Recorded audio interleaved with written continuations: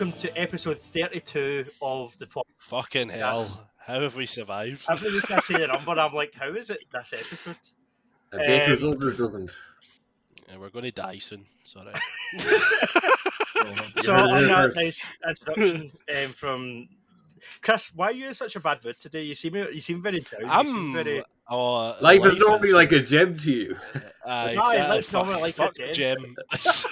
Thanos came and fucking destroyed it all, bastards. No, it's just, my foot's sore, my arm's sore. I've had too much cake, and I'm just enjoying myself. This is a roller coaster. That's a good summary. Jerd, what's going on? How are you, man? I'm good. I just about to open my second can of Coke, so life is good. Do you know what I didn't realise? See if you look at the can of Coke details, see if you get Pepsi or Pepsi Max, it's all zero. Then you compare it to Pepsi, it's 40% sugar. And I was like, how did it do that? That's, what? It's just what? I can't really hard to keep up with that. No Pepsi if you look at the details. 0. 14% sugar. And it was just word salad. No. See if you get the Pepsi Max and then you get Pepsi. Yeah. Look at the ingredients and it says 40% sugar, and then Pepsi Max is 0% everything. Yeah. And I was like, oh, and it still tastes no bad. And I was like, well, I'm going to switch that. Yeah. And then no weight loss, nothing. It's still shite. I've been drinking Coke Zero for about 2 years, and it's still horrible. It's depressing. Doing stuff to your bones. I don't know. For audio listeners hearing the new voice, we're joined by two good men. We've got Chris and Jerd here, but we've also got the best man, John Robb. Oh yes, John Robb, the beautiful man. Hello. Long time listener. He's got glasses now. It's weird calling him John. From this point on, it's Robbo. Yeah, it's Robbo. Okay. Robbo. John's too formal. I know. Yeah. I feel like it's a Sunday. It's your Sunday now. Yeah, it's Jesus coming, Sunday names. Sure. Yeah, do you know? I don't your Sunday names like your full name. I would be Daniel on a Sunday instead of Dan.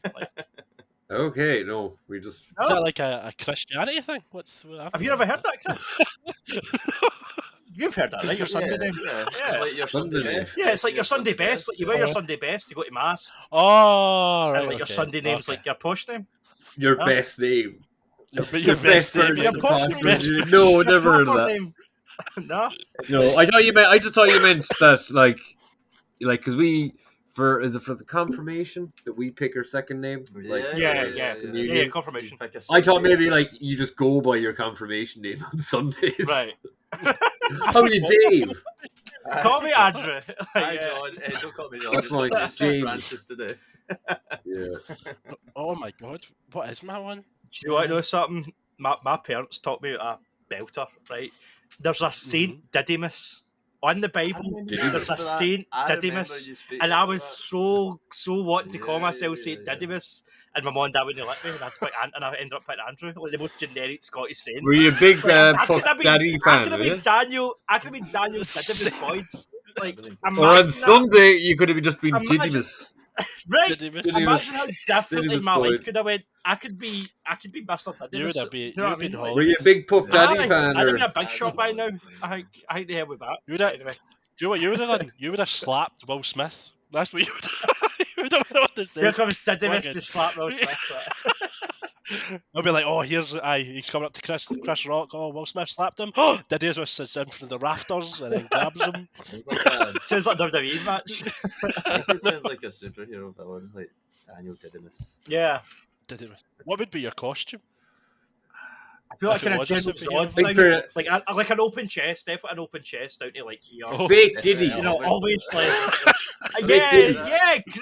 Yeah, obviously. A fake chest. And it just distract people, then you go, ah. And a big gold medallion to attract attention. Yeah. And a big clock. Everything else is kind of relevant. I don't really care about colour, just as always there's that incorporated. Anyway, this is getting a bit heated. Let's move on.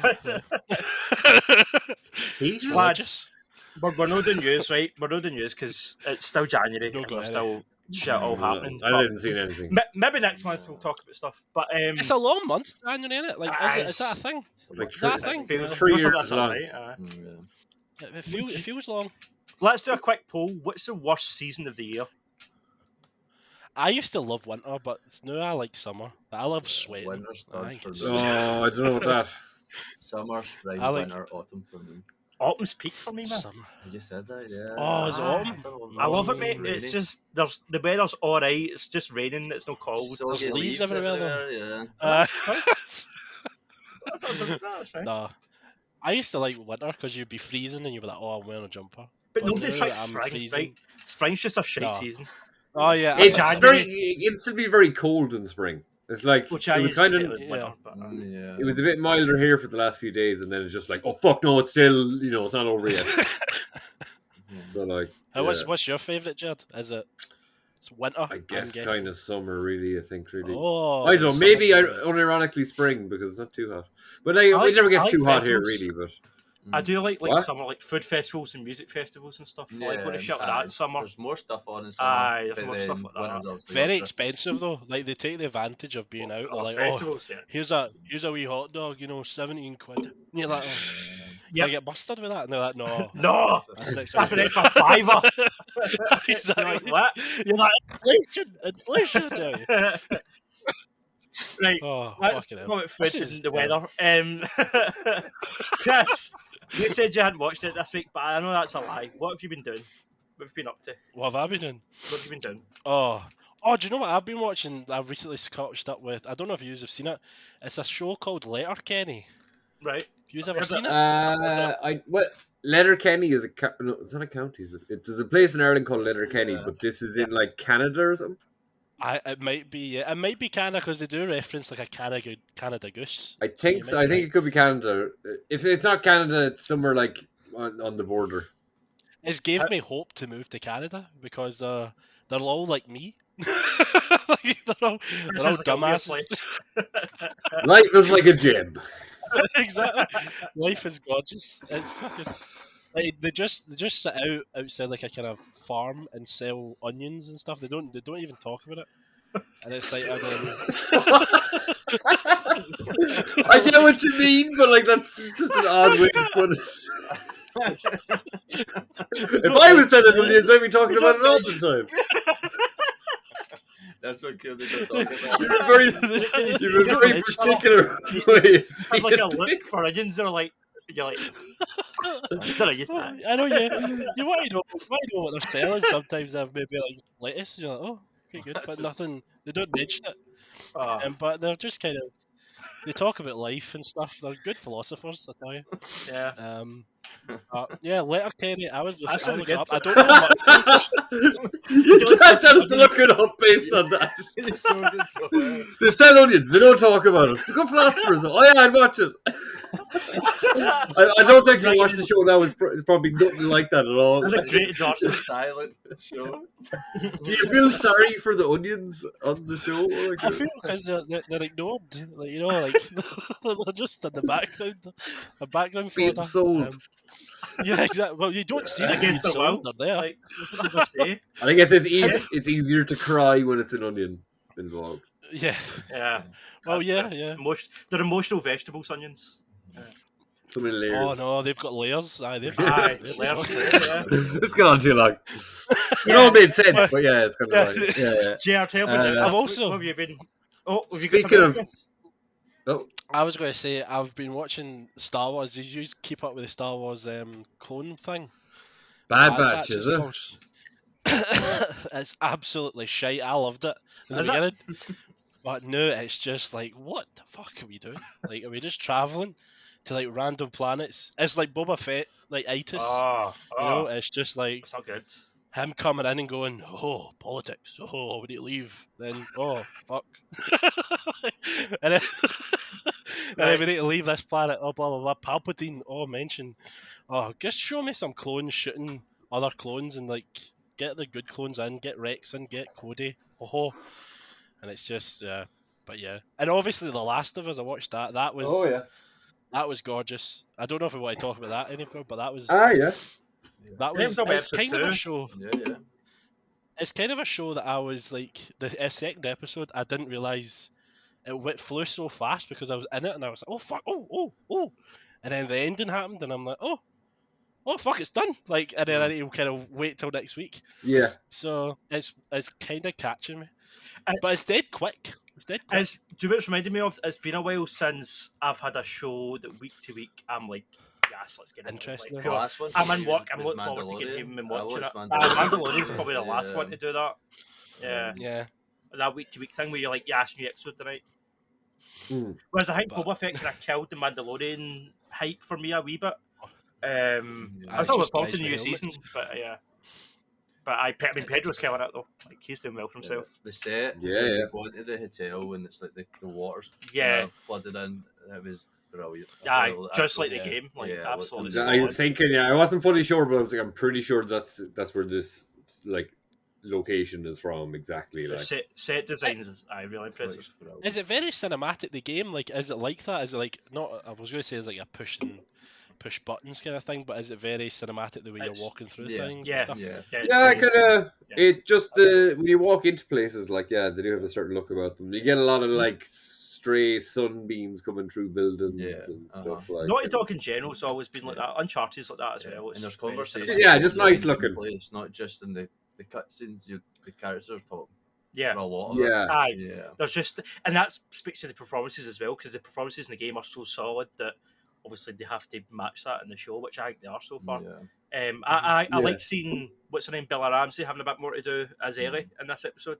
Because the first episode we didn't get that much of her, so it was good to get more of her. Yeah. And what happened with Tess was, I mean, I knew it was coming, but it still Yeah. sucked when it happened. well, That's- different this time. Yeah, slightly Yeah. different. Yeah, zombies instead of guys. People going on about it, like saying, "Well, I heard someone say like in the game, those army guys kill her then, but like they're not really a threat for the rest of the game." So the way they change that makes it kind of more just like boom, it's keeping the same track going the whole way through. I But obviously difference with the some people are being a bit weird about it, like he kissed her, it was sexual assault, and it's like what? I don't know. I just I liked how different, the foot. No, what was it that happened? Was it a zombie died and then that alerted all the other ones outside? Is that what They happened? killed, I The think he step- killed somebody in They there. stepped on. And the step on Yeah. one, or the Yeah, step on I a think so. hand, or am I? But no, just I the think- way they showed that was really effective. I thought. Yeah.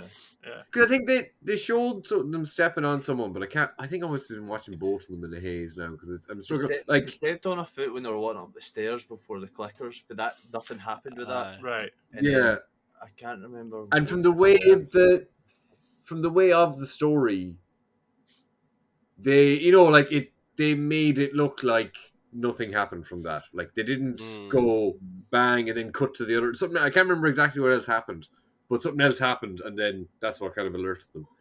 The clicker scene was good as well. I like that clicker scene. I watched that. Yeah, again. it I felt- went back just to watch the clicker scene. It And was done I like really, how really well. Very Joe scary. isn't like this expert marksman. Like he misses a couple No.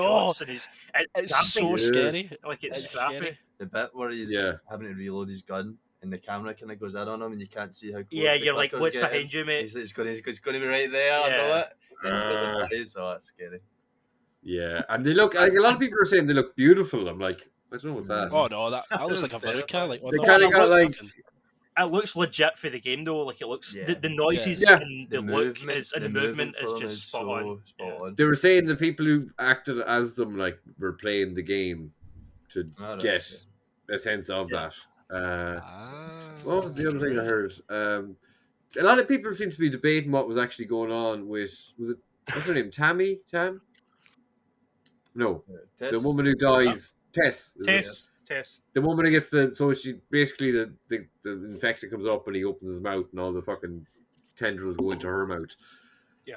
People were saying, there were some people kind of saying like, oh, she was starting to turn and she couldn't move properly. That's why she couldn't open the lighter. It was like, kind of in the same way that through the storytelling, they didn't show that. She was just like, she had nothing else to do. Like, all she had to do was get the lighter off. I don't think she was being affected by the virus at that point herself. No, It's like, no, what else could no. she do? She just had to get No, the yeah. lighter off and like, okay, he's doing this. At least he's not mauling me to death right now. I can still It's try and probably get the this first going. time as well she's seen one of them react like that to her, just walk up to her calmly. Yeah. The rest of the time Is they'll it just cause? be run up Is to it kill cause her. she was? Because Is she's it cause infected. she was infected? They already saw I that. think and so, they were- yeah. I think so. I Yeah. I think they were Yeah, like, they were- bringing her closer into the hive mind, like maybe, or speeding And up then the process. the only thing that bothered me though, obviously, I always hate that in movies when they can't get the lighter, like it's such a cliche. Yeah, it's very cliche. See if she just lifted one of the grenades, all she had to do was pull the pin, and then the whole thing would have went. Yeah, good point. Where's the tension? Where's the tension? Yeah, exactly. 50 yeah. things. That is a tension gimmick in any movie. Like, do you know what I mean? It's like the car not starting when the zombies are coming. Like, it's such a cliche. Like, what I was also thinking as well about the change they made about the zombies coming in. It made me think back to the game when it was the military that come in to kind of get them. But the game, it kind of doesn't make sense because she sacrifices herself and she gets shot. But then you still have to fight them in that room. In the museum thing. So you still have to then kill the guys after she's sacrificed So there's herself. not much point in her So there's no doing point in a way. And I never thought about it in the game until they changed it to the infected. You're still having to kill the guys. Oh yeah, I get you though. Well, I guess that you do see that happening where it's like it buys them a little bit of time or whatever, or slow them down, sort of thing. In games, like you can have a moment like that, but then you're like, well, it's still a shooting game, so we still have to have them kill some people. Gameplay, more people are coming in, like or whatever. Who killed them in the kind of the place they were in? Who killed those people they were waiting on? One of them got infected. I think. Do you mean the fireflies that were there? That's what I picked up. That one of them got infected and they just killed shot each other. Yeah, they're all killed. Okay. What was I going to say? Sorry, that was me introducing like what I'd done this week, and we just ranted on. Well, Last of Us is. We're not going to. It's not the main topic, so it's good to talk about it. When the show finishes, we will do like a recap. We'll make that the main topic, and we'll make that discussion when it's finished. See, just like go future scoping. See, because you three have all played the game basically. Do you think this season is going to be the full game of Last of Us 1, or do you think the Last of Us? I think they're saying that. I'm pretty sure they've said that. Really? I think so. 2 seasons, game 1 and game 2. But I guess with game 2, what I heard rumours that they were going to split the second game into 2 seasons. So seasons 2 and 3 would be the second game. But I don't know if that's true. It's just a rumour I heard. They could add some stuff in. Yeah, that might help with the Joel thing. Yeah, like they fill out the gap a wee bit, maybe. But do you know what I'm interested about? We've still not seen anything about Riley, about how Ellie got her bite. Yeah, I've seen trailers with Riley in it, so I think something mentioned. Yeah, I haven't. That's in the side. That's in the side game, isn't it? Or the it's in the Left Behind. Yeah. So I never played that, so I'm gonna heard it on another. Oh, just before I forget, actually, there's a YouTuber. I've mentioned them before. It's like Sal from Comic Pop is in it. It's called Absolutely Marvel and DC. But one of them actually was in like the army, and he was like stationed in Afghanistan and stuff. And they were talking about the lighter thing in the gun scene. And the other fellow who's on the podcast like doesn't know anything about guns, but he's like, yeah, because she hasn't just shot and like it went off. Man's like, that wouldn't happen. He's like, very, very, very, very small chance it could happen. But he was like, he said it'd be the same amount of chance of you dropping your gun and it going off and shooting someone. Right. But they were saying like she could have shot one of the grenades and that should have worked. But it was interesting to do that too because you just like open up through the grenades on the ground. You're like, oh, but if the pins are in them, like they're probably okay. Like they'd probably take it. If that's what they're made for. Like, but I like how the bit, especially when Tess basically tells him, he's like, I'm going to stay and let you buy a bit of time, and Joe doesn't say anything. He just looks at her for a kind of extended period of time, and then he just turns away and runs. Yeah. Like I feel like Pedro got that spot on, and feel like if you watch the cutscene in the game, it's the exact same reaction that Joe has. Like, absolutely recreated a T. So. It'd be interesting, especially with if they're changing the way, say like small changes they make now could have a bigger knock-on effect. Like maybe not exactly, but you can see how potentially. Well, even say just the way the infection works a bit differently, could that maybe change something like something that's small now, but as it naturally bleeds through the story, then maybe it's like, oh, we put this whole extra subplot or this whole other thing happens, or that's how writers end up writing themselves into a corner. That's what the MCU's kind of done, to be honest. And that's kind of sometimes what Rick and Morty feels like it's done. But yeah, I think there's a change with Tommy as well because I think Tess mentions get her to Bill, and that was never the plan. I think in the game, the plan was never go to Bill. And They only got to Bill because they need a car. yeah, That's the only reason they got to Bill in the game. And Tommy being in trouble, obviously, I think they tried to get him on the radio at the start of the game. I don't think that was mentioned in the game about him being in trouble. I think he always knew we were saying that last week. Yeah, he knew where he was. I don't remember. I don't think I remember anything about Tommy in so. When it first came to like contemporary times and Joel is going around fucking doing whatever, talking to different people. I didn't think he mentioned them at all. But I noticed in the show he's actively looking for him now. Whereas in the game, I kind of remember from the flashback, Dan said maybe he's mentioned at some point and kind of offhand. But then for me, it was a big passing. But I don't know. Yeah, but it's in the game the way I remember it anyway. Like I only played it a couple of weeks ago. It felt more like it was a twist that he was. Oh, it's your brother. He's still alive. He's fine. I didn't mention it at all. But it's interesting to see how they change things, like to make it work a little bit differently. Is what's his name? Joel. Is Joel more known in the world as at the moment that we know? Like, is he familiar with like kind of the bandits and stuff? Do they know who he is? Because in the base element, everybody was kind of you knew the key people. Like, remember he skipped that big queue to the radio bit. Yeah. Is he known? Like, well, other people that going. No. Well, they're going like they're going on a big journey. Like is it like Boston to? It's all the way across America, basically. Yeah. It's already the way for the East Coast to the West Coast. Yeah, it's Boston to like I can't remember exactly where it is, but yeah, he's going. He's going far away, but he wouldn't know where. No, I'd say as soon as he leaves his area, people wouldn't know. Nah, I think he's also just been in that like kind of compound for a bit, and just. But I feel like he's a badass.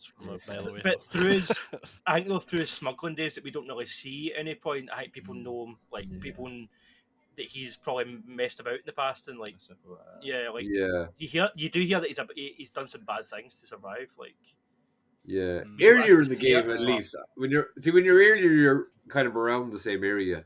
I guess you probably don't. It's a while till you get the car. But you're kind of trekking your way across town. Does he get the car? Does he get the car finally? And does he get the battery and stuff in the van? That wasn't even in the game. He wasn't even trying to get the truck, was he? In the game? I remember he does get the car off vehicles. Yeah, but I because I remember driving away and like pushing the car and shooting the zombies and pushing the car and shit. And that song, the song, there's a song that comes on in the game when you're in the car, in like it's about halfway through the game. That's in the trailer. Frank's going to be totally different in the show because Frank in the game is already dead when you meet Bill. Frank's remember they're going to Frank's actually be in it. Oh, you might see it's a flashback or something. I think he's still alive. There is a flashback though, because I'm sure.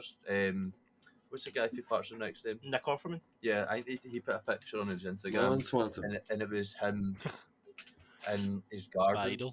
I think it was before. And he looked quite happy. Yeah, I think you are probably going to get a flashback to before.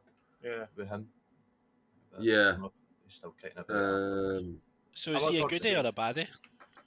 Because I love Nick Offerman. He's he is good, but he's an arsehole. But I reckon he's a goodie.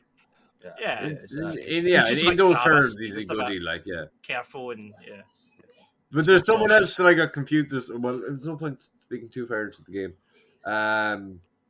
Look, I think it's good. Like, there's nothing about it so far. I think we were saying before, it's kind of like a bit of a director's cut, like extra time to develop the characters. And it'd be interesting to see how they change. Like, we could be getting some episodes that are like not anything that's in the game. And I think it'll be interesting to see, especially as the season goes on, or even into second season.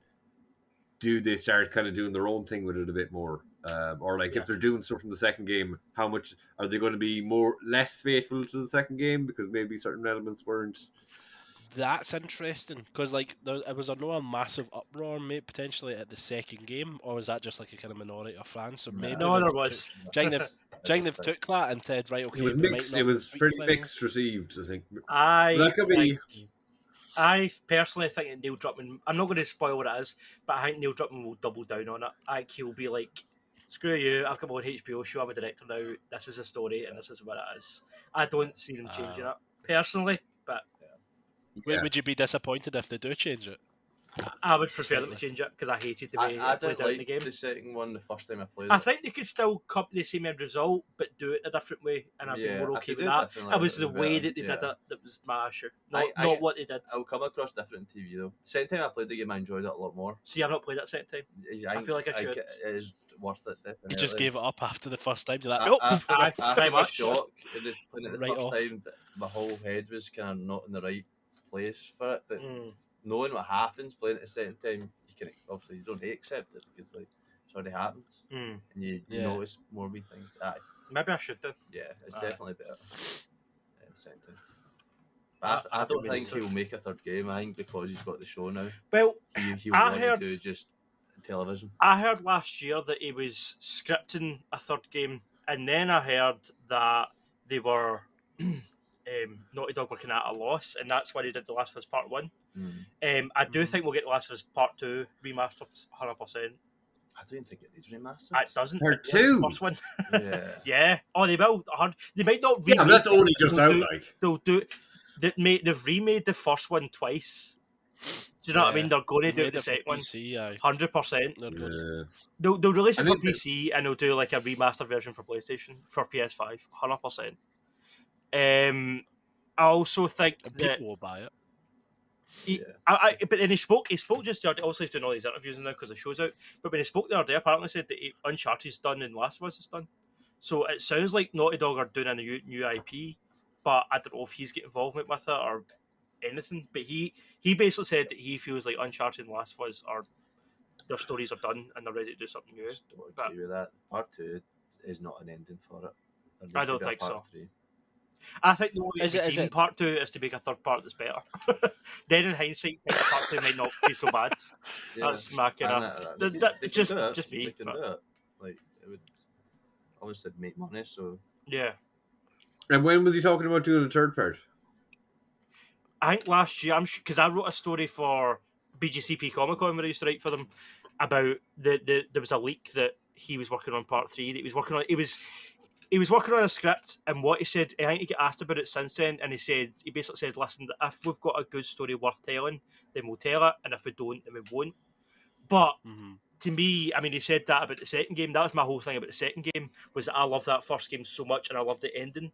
And the way, when they brought it back, my whole thing was they better justify bringing these characters back and going back at this world, and I don't...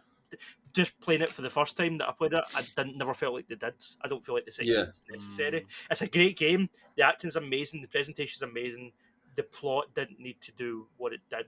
And for me, it didn't address certain things it should have due to the ending of the first game. And I don't know. Yeah. But I also think that me as a fan is more precious with the franchise than Naughty Dog are. Like Naughty Dog are doing an online Last of Us game that's coming out this year, Last of Us Factions, and it's like an online only, shooter. Oh. So they're doing that, and then they've got the show, and then they've announced season 2 of the show as well. They announced that this week. They are definitely doing season 2.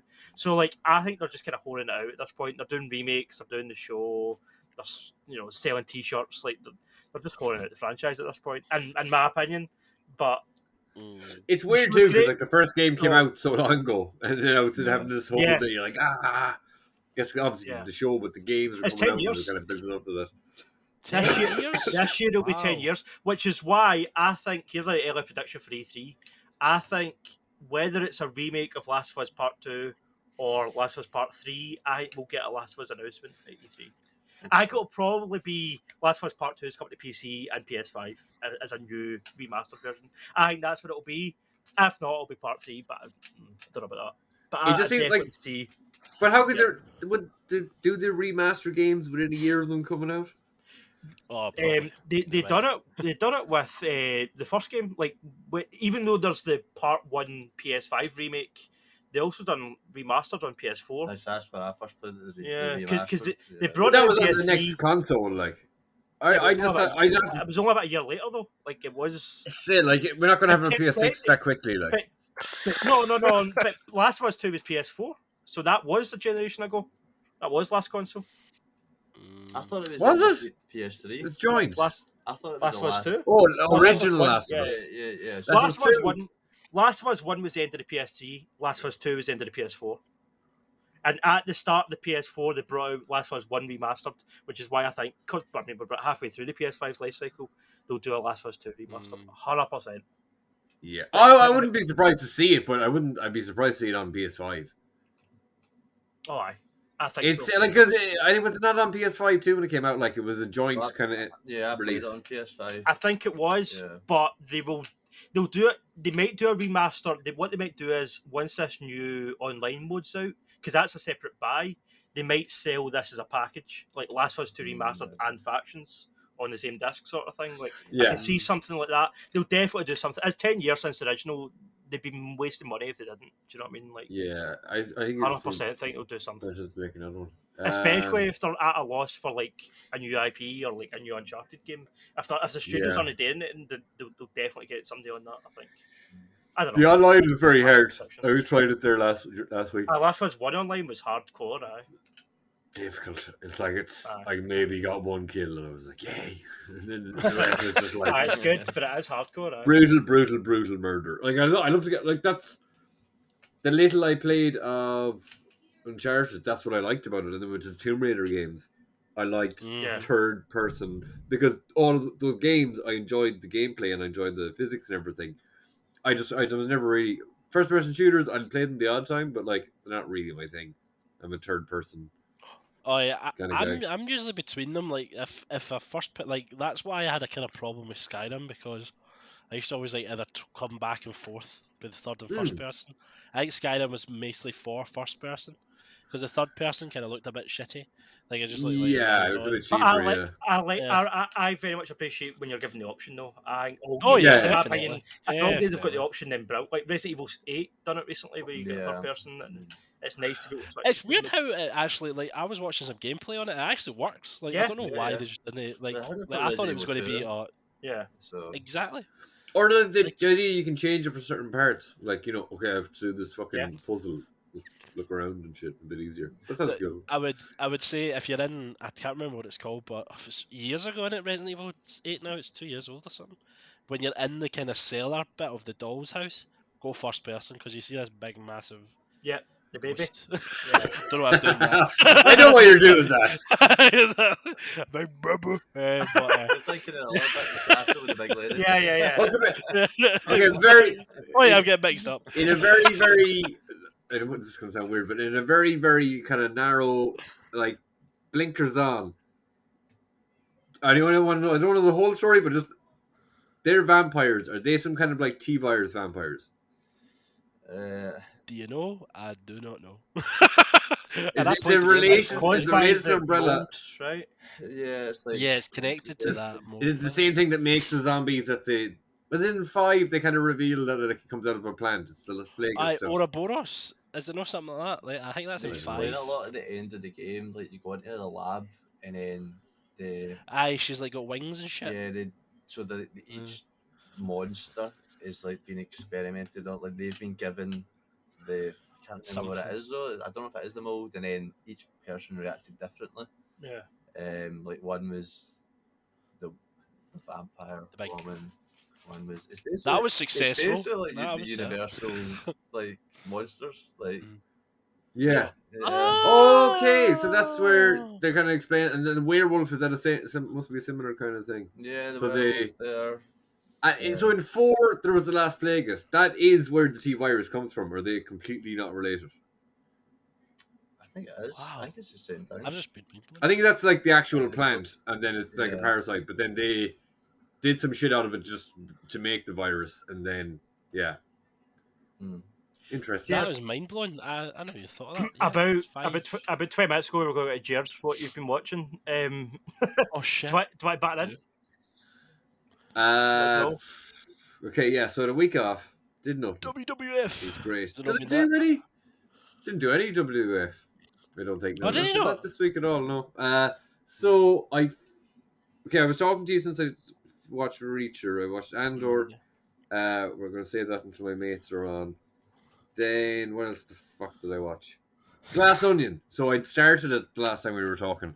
I don't think my opinion's changed too much. It's great fun. I just enjoyed it. Oh, did you get through it? Yeah, I couldn't get through it, man. I really? kept pausing.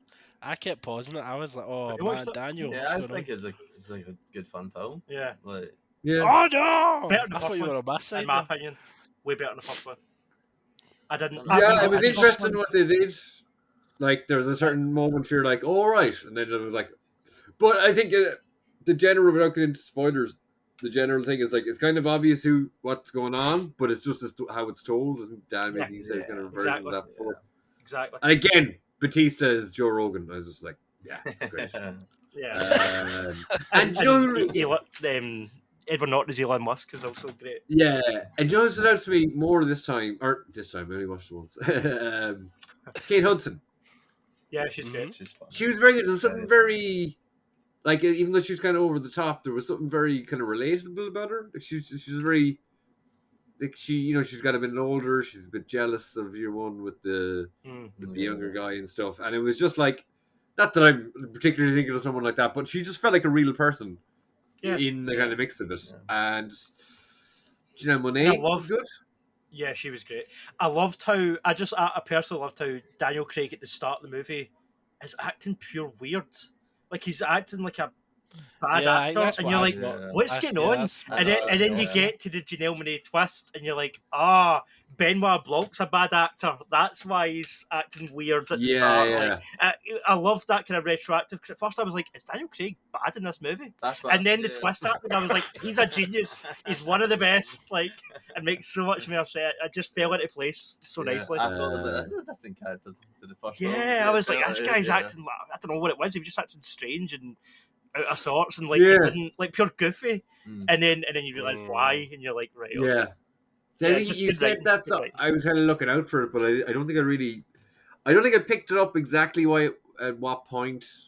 Mostly for me, it's the part when Edward Norton takes up to the office and he sees the car outside, and that whole scene.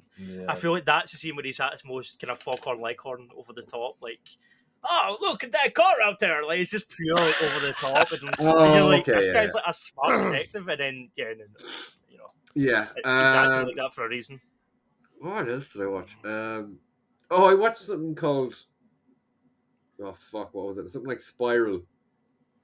You know Emily Mortimer? No, not Spiral. Sorry, I've heard the name. She's like she's not English actress. Scottish. English or Scottish, actually. Yeah, she's quite quiet. I can't think who else was in it, but I just thought it was. I didn't whole film pass by it. It was like I wasn't watching anything. Like, people were saying it was like, Spectral is what it was called. People were saying it had amazing fight sequences, and all it was like ghosts, or maybe they were like copies of people, and they just run around. Like, you have to be wearing. This guy developed these certain glasses, and you could see these things. And this guy's over in Russia, and he saw a ghost, and he dies. And basically, these things run at you, and then like when they're running, there's all like trails. Like, they look like they're kind of, like if something's moving really fast, you see the hand moving or whatever. Like, but then when they run into someone, there's poof, and then it's just like a big gust of wind, and then the person drops dead, and they're either frozen in their face or they're burnt. So it's loads of these ghost people just running into people. I'm like, what's good about this? Like, and the whole film passed, and I just like, I don't like an hour and a half long. I was like, I wasn't even watching it. Like, it was just so nothing. Like, but then I watched Daybreakers, which I thought was really good. Which I think it's some mixed reviews, but like it's like what, 2008, 2009. As vampires have taken over the world. Yeah, I like that. That was good. It's cheesy fun. Like, it's. I think one review said it was very ambitious, and it had interesting concepts, but it didn't really do them well. I was like, I don't know, it was fucking silly. Like, my favorite thing is the whole like society, like how like it's kind of like Cyberpunk, I guess, where like how they edit their bodies. It's kind of like that, but they're vampires. Like, there's a whole economy. Starbucks, but for blood. There's like a Starbucks, and the red wine they drink, it's like a certain percentage. They're like, this is 100% human. This is 10% human. Oh yeah, so there's blood shortages, and they went into like a lot of weird little things. Like, and even it's cool. Ethan Hawke played it in a certain way that was just like, you're kind of getting into the concept of it, like, and the problems that happen in this weird world. And then Willem Dafoe turns up, and the movie just gets so much better for there, I think. Yeah, and the vampires all have like yellow contacts. Very effective. They're kind of creeped up, like.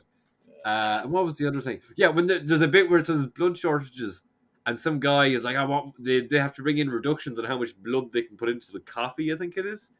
Right, and your man kind of starts freaking out. He's like, I want fucking more, I don't care. And then, like, he grabs the one in the kind of coffee stand place, he's just holding the bag of blood, and he grabs it and rips it out of her hand, and he's like, has it all in his face. He's like, ah. And then everyone is like, there's blood on the counter and everything. And then the people working at the coffee place close the blind. But when they close the blind, they're all fucking licking up the blood on the counter. And it's like everyone, it's fucking weird. And there was like a car chase where they're going around in Humvees. And there's very expensive. There's this bridge that, like, so say it's like wood, but then it's just two kind of like, what's it, like, train track sleeper things. Just like metal bars. So Defoe and his car kind of just glides over it. But after he does it, the bridge breaks and the Humvee goes through. The bridge breaks, but then so there's spokes down here and spokes up here. The Humvee kind of comes right in, and the two spokes go right in, and blood just bursts out of the back of the Humvee, like. And it was really cheesy, but it was cool, like. Yeah. But then why does the car blow up? That happens, and then the car explodes, and you're like, wait. It was just metal going through the windows. How did the car blow up? Like, I don't just yeah. No, blow up. I watched it the other night to see how it blows up. Because the cars have like the blockers on for during the day, don't they? Like, the windows. Yeah, the video screens and shit. Like, yeah. And what else? Yeah, it was cool. It was weird. What was the film called? Daybreakers. It was on Netflix. Either on Netflix or Prime. Yeah, I watched it on Netflix or Prime. I always find, if I do a little bit of research, I'll find something great on Prime. Like some kind of random sci-fi that I haven't heard of. But I used to always think Ethan Hawke was kind of I don't know why, but I always thought he was a shit actor. But now, actually watching him stuff, he's really good. Oh, he's great. I've came on to him now, he's like really good. You should check out the Before Sunrise, Before Sunset films. Yeah, is that like a wee trilogy kind of thing? Yeah, so he did the first one with Richard Linklater and Julie Delpy, and then they kind of improvised a bit on it, but I think as it went on, the second film, they wrote a lot of it together, and then the third film. Yeah. Great film. So what was the one? Yeah, so the first film is like they meet on a train, and then the next thing, the end of the film, they're like, "Oh, let's meet again in a year's time," and then the next film is like 9 years later. And they never got around to meeting up. I love the way it's set, like the same amount of time in real life that's passed as what's passed for the characters. Yeah, I don't think it happened. Oh yeah, I think the first film isn't in real time. Second film is in real time. It's just like them walking for like an hour in Paris, and then what's the other one then? The third one, yeah, it's just kind of like whatever, 10 years again, before midnight, I think it is, or something. But yeah, is it a love story? I'm guessing. No, is it random? Yeah, that's exactly it. Yeah, it's pretty cool. Like I still love them. Yeah, they're good. Other than that, then I'll show you these off really quick. I think I showed you in the chat, but I got some new X-Men or some new Marvel Legends. So I bought them off real people in the street. The good real people in the street. Brown Town Wolverine. Well, it was just because normally I buy them off people in the UK. He's got like Spider-Man, Wolverine, Cyclops. Like, what are you buying? Well, what are you selling? Normally I buy them on like people just. I very rarely even buy them off Irish people. I normally buy them off a group in the UK. So people. It's about racist. I know. It's about don't buy them off Irish people. Don't buy them off Irish person. But no, all these are a bit off Irish person. So Brown Town Wolverine, Sunfire. Oh, Japan's biggest hero. I was really like the prices are great. Archangel, and he comes with a load of wings. Do you know that's one thing? See, action figures nowadays, absolute rubbish. Like, see if you just went to like the toy stores and you just picked up a Darth Vader or something like that. It's like they're dead rigid. Our guys were like flexible and all that jazz. I don't know. No, that's okay. That's cool. Body, yeah. She's actually, I didn't notice it at first. Like, fucking hell, she's pretty thick for a figure. Like, I was like, yeah, I can like She-Hulk a bit more now. And then this Thor. Oh, let's go. So this guy, they released this guy like this, essentially, but I didn't buy him at the time. I was like, I don't really want him. But then I really wanted him. but then they released them again. So this is actually the Ragnarok figure. So normally the head that comes with this guy has red eyes, or his hand is a bit robot. One of his hands is a bit robot. Right. But the guy was just selling it with the older head of the first version, which like I got all of them for like 135 euros, which is like pretty good prices. The only one that's actually kind of like should have well, that cost me 15, but like it should have cost me, I don't know, 20. Everything else like ridiculously good prices. So yeah, I was happy with that. Nice. And then reading classic Claremont X-Men. Fucking Nice. bastard. Yeah, so That's good really, stuff. and playing X-Men Legends again and Spider-Man 2 for the PS2, just playing them a lot. So like, yeah, a nice relaxing week Spider-Man off, just 2 is doing great, exactly what I want. It really is, man. The physics is like, it's fun. Solid. It's different from playing the PS4 game because you do have that like half of the stick at the same side, and finding Plus the places pizza. too. Huh? The pizza side missions. Missions. I haven't had that to do it this time yet, but My balloon! Oh my god, that audio. it's so fun. And then you get like It's so nostalgic. Yeah. and then you get I'm walking here, but it's like so ironic, like at the time. Yeah. I think, it's very funny. Or sometimes it just sounds like some randomer, like I don't know, they're not close enough to the microphone or something. So it's like Spider-Man, they're still in the car. And it's just like, and then Tobey Maguire with a really deadpan delivery. It's hilarious. Like, I said, I need to go to the shops. It's like, fuck you. what was the one? There was some kind of funny, like, it was surprising. It was from 20 years ago. It was like, you're the man, Spider-Man, but it's a woman saying it. So you're the woman. Or there was something else that was kind of like technically gender, like not gender. It was something. There was definitely another line somewhere else where I was like, oh right, that's actually funny how it's used back then in a game. Like, yeah, it was something kind of with a more modern sensibility that is some random word to say. And then you can like just pick up people and fucking swing up to the air and kick them. Like they just didn't have those controls in back then. It's great crack, like. Or swinging people right off buildings, they just fall down. Yeah, that's one thing. Did you not also watch the strange thing about the Johnsons? Yes. Did you watch it? Yeah. Oh, it's brilliant, isn't it? It's lovely. That the one you sent in? Yeah. Thank you. It's American. It's great art, man. Like, say you'd be so disturbed in 30 minutes. Yeah, it's a thing. It's the whole thing. It's hard, to watch. Like it. It's weird. Like it's just, I guess. Do you know? I was from the way you were saying it, I thought it progressively got like once it gets past the 21-minute mark, it seems to kind of come back down the hill again. Like it's not as. It's still as creepy. Yeah, that's the big thing because it's. Like I didn't get from what you were saying about it. I just didn't pick up on what you were saying. Obviously, because I didn't know what it's not something you'd expect. Yeah. But like, Jesus, what was your first reaction within the third 3 minutes or the first? But there's like a couple of reveals there. Yeah, so first of all, you just realize what's happening. Second of all, not to get it too much. Second of all, the person comes into the room. Then that's kind of weird in its own way. Then that person leaves the room, and then you see how weird it really was. And then it's like, I was like, ready. This is my type of show. It was one of the most. I like, see, even the ending, I was like, this is not like, what the fuck. They both. You don't feel good at the end. You feel horrible. They don't feel very helpful. Yeah, there's no hope. Yeah, it's a very great. It's a very brutal ending too. Like, Jakey passed his exam for that. Jakey either got a fail. That was a folio piece, wasn't it, for his college? Yeah. Because he probably couldn't submit that. Imagine handing that in like, what?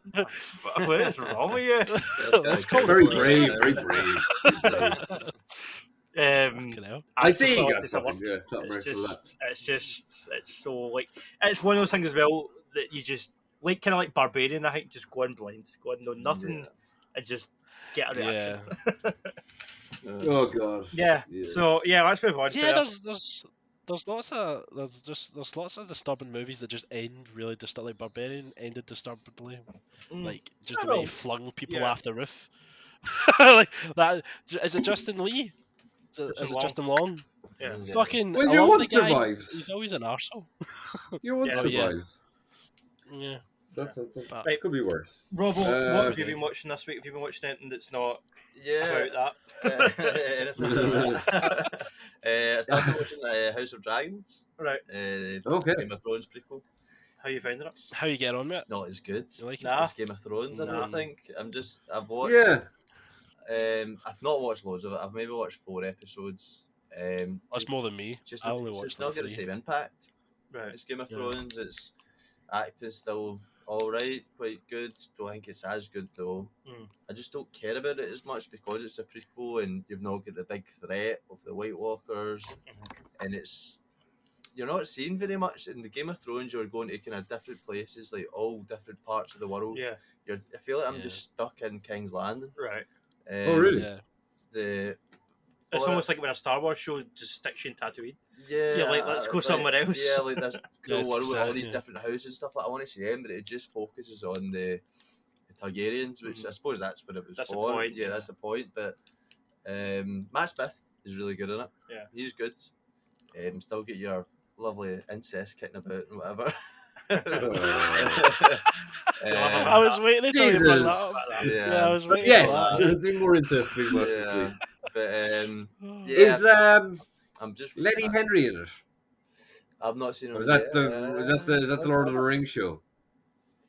I think Lenny I've not Henry. seen him in it yet. So. Oh, Bruce Henry, Bruce, no. The black guy used to be married to Lenny Dawn Henry. French. All right. Yeah, the Premier Inn guy. Yeah. No, I've not seen him. Yeah. Oh no, he's in Lord of the Rings. He's in Lord of the Rings. Okay, I yeah. think it might be Lord of the Rings. I have said that on the podcast. I saw him in a comic book shop in Dublin buying a I stack. remember you said that. Yeah. Yeah, I mean, I was like, cause I wasn't fully sure. And then some other woman was, "Oh, that was Lenny Henry." I was like, "All right." He came back in, and I was just kind of like eyeing up his stack because he was fucking. It was a big lot. Like it was a lot of it. Like all I could really see was like a recent Avengers collection or something. And I was just thinking, geez, I wonder is he going for a fucking Marvel role? But I randomly was watching a bit of interviews with Jonathan Ross on like some toy collectors YouTuber thing and something else. But he commented something in one of the interviews, and he's very funny in real life. He seems to be a bit more of an edge to him in real life, Jonathan Ross, the way he was speaking about it. He said he had all these mad toys in his office, and one of the staff broke one of them. He's like, right, none of you are working in here anymore. This is all for my toys. But he randomly made some mention about Lenny Henry. So Lenny Henry is just supposed to be a big comic book nerd. But, That's good. yeah, so that's a random tangent from you talking about Game of Thrones. I haven't seen it on myself, but who else is in it of note? Paddy Considine. Right? Yeah. Aye, he's good in it. I think he's the standout of that for the He's prequel. getting everything. Yeah, he's pretty good. Yeah, he always is. Yeah, But Matt Smith though, you've got to give it to him, man. Like He's busy. he's busy man. came out since the Doctor. You know, like yeah. look at David Tennant. He's fucking went back to the No, Doctor. I thought 'cause after he's- Jessica Jones, he You would know? just go like right up, and then just kind of Aye. didn't happen. Yeah. Listen, the main thing though, at least I know that Morbius was absolute dog shit, but I feel like Matt Smith's dance scene in the bathroom was the highlight of that movie. Right, that was the best part of the movie. Like the rest of the film was I I absolutely just keep I'll seeing the just- gif, and I'm like, I'll why just- would you dance like that in a film? Like, it doesn't make any sense. It's so Did you see the weird. Grace dancing in Last Night in Soho? I've not seen that yet. You know, I don't watch Oh, it yeah. I need to watch Soho. I He's do that. I really need to good see in that He's because really- it's like It- right. Right? Yeah, it's Yeah, brilliant. Edgar Wright put up Oh. something about, it was like a YouTuber, or not a YouTuber, a cosplayer who was dressing up as the different costumes in Last Night in Soho. And there she was just going around to the locations from the film. I thought it was interesting. And he posted something about Scott Pilgrim. I'm going to say, I know that we're Yeah. not doing news this week, but Edgar Wright put up that he often thinks about how crazy talented the cast of Scott Pilgrim were, how much fun they had. Boy, wouldn't it all be wild if there were something in the future that could reunite us all, ... So, Yeah. Second possibly. picture is a big, massive What? Zoom screenshot, All right. though. So I Right. think it's just that. I think it's, Yeah. it's someone posted about it in the Weekly Planets group. And I was like, yeah, but I could be just flick. It's like, yeah, insane cast in that film. Yeah. Brilliant. Who was it? Knives Chow. I don't know the actress's name. She seems to have gone on and done. She was I good. don't know, the more TV stuff or stuff after that. Yeah, very, very good cast. And so there's been one season of Game of Thrones Dragons now. Yeah. Mm-hmm. I think so. I'm not sure. They got a few awards, I'm sure. Yeah. Critics' Choice. Emmys and stuff, is it? Emmys and stuff, I think, yeah. What's the crack? Isn't like we were talking about that before? There's a particular scene that's like shot for shot Shrek 2 or something like that, isn't it? Is there? But it's not even like I saw it first. I was like, oh, that's kind of whatever. But it's like, no, it's like multiple shots in the show seem to be mapped out after scenes in Shrek. That's nuts. The dragon. And I don't know if they're all in context, but that's exactly what it looks like. Like, I mean, the dragon is coming into a building. Shrek is incredible, so I don't. Yeah, like I don't know. It's a weird way of. Yeah, I don't know. Players like onions. Yeah. Call back to earlier. What else are you watching, Robbo? Have you watched anything else? Playing anything else? Reading anything else? Listening to anything else? Not really, to be honest. We rewatched a few things. We rewatched Annihilation. Oh, that's a good film. Really like. Oh yeah, Annihilation's good. Yeah, it was really good. I've seen that before. I think I've rewatched that since I saw it. Probably should. Yeah. I'll rewatch the Kevin. She was terrified of the bear. Oh, really? Yeah, she did not like that. Oh yeah, fuck! That film gets weird as shit. It does go weird. It does get weird. I love all the plant organic stuff, though. It's cool, man. Yeah. Really Yeah, that even has a little touch of the kind of like Last of Us kind of weird body horror stuff too. I thought that when I was watching it. Sure. When it gets to the bit where the Tessa Thompson, Tessa Thompson, there's like the plants and stuff like that. Yeah, it reminds me of that. Yeah, definitely. Or the bear like talking. Yeah. Doesn't the bear like have like a bit of a human voice in it or something? Yeah, like it kills one of the other characters, and then it like she blends with him, with the DNA blends with him, so he can use our voice or screams. Yeah, that's right. Like attract. I don't know if attract the other people. It's very brilliant ending though. That moment where they hug each other. It's a great ending. Yeah. And it just cuts and you're like, So, yeah. If you've not seen it, Chris, you should watch it. It's good. It's on Netflix. I'm looking it up now. Like, it's Alex Garland, isn't it? Yeah. And he directed it. Oh! That's as well, scary, that. Yeah. And Men. I've not seen Men yet. Oh, yeah. That's on Prime. I keep scrolling past it. I'm like, I can go, as I was saying in the last podcast, like, I'll be like, oh yeah, I'll watch that now after this. Never watch anything. But the two films that are like, I'm always like, oh, I'll watch this or I'll watch that is Unbearable Weight of Massive Talent is on Prime or Netflix, and then what's the other one? Well, actually, Nicolas Cage, is that a way? Yeah. And Pedro Pascal. But like, I never just pull the trigger and actually watch it, but that's always there. I was going to watch The Crown. I don't know why. Like, I had like a kind of surge of enthusiasm for the only part. I would like to see how they do Diana's crash. I'm curious about that this season. Jesus. I don't care about. I'm not. Are they going to do it? Well, they're on that era. They're doing like Elizabeth Debicki's now Diana, and she's at the age that she was when she died. So I can see them. I don't like them getting fucking Dominic West to play Charles. Why? Do you not? Because he's too handsome. Yeah, true. Oh, good. I kind of see like an ever so slight similarity, but are they? Yeah. Well, the guy in the last season that because I was watching Graham Norton, I remember, and they've just done the casting for Diana and Charles, and he was ugly. That boy was pretty ugly. He had the big ears, but like, but not even ugly, but just like make it look like the fucking person, like. Yeah. Because I seen pictures and like he's the one that stood out a mile. That looks because Diana was fucking beautiful, like. Well, around the 90s, like. I expected more of an agreement there, but I was like, I thought you were going to go something worse. I thought you were going to say before the crash, but you didn't. So Jesus, no. I made it deny. Oh, no. Jesus. No, try to get Prince Ali on. Like, come on. Like, she seemed like a pretty stand-up individual for a little bit like for one of them. For when but she wasn't one of them. I think that was probably the main issue with her. That was the point. Yeah. That's why they killed her. Sorry, let's move on. We'll get to it like conspiracies and shit here. Yeah, exactly. I'm going to get a sniper squad inside my head. Like. I did. I read another comic about zombies. Sure, there you go. What's it called? Year Zero. So I know there's a DC series called Year Zero, but it's by a guy called Benjamin Percy, and it's a bit cheesy and a bit. In the second episode, there's second volume. So I read like 10 of them already. But it's just like an outbreak, and it follows. It's kind of done like World War Z, but also fast zombies. No, so the book World War Z is fucking completely different from the film. The book is it's kind of like a historian going around interviewing people, and they all tell him their story. And you get that on YouTube. Actually, it's really good.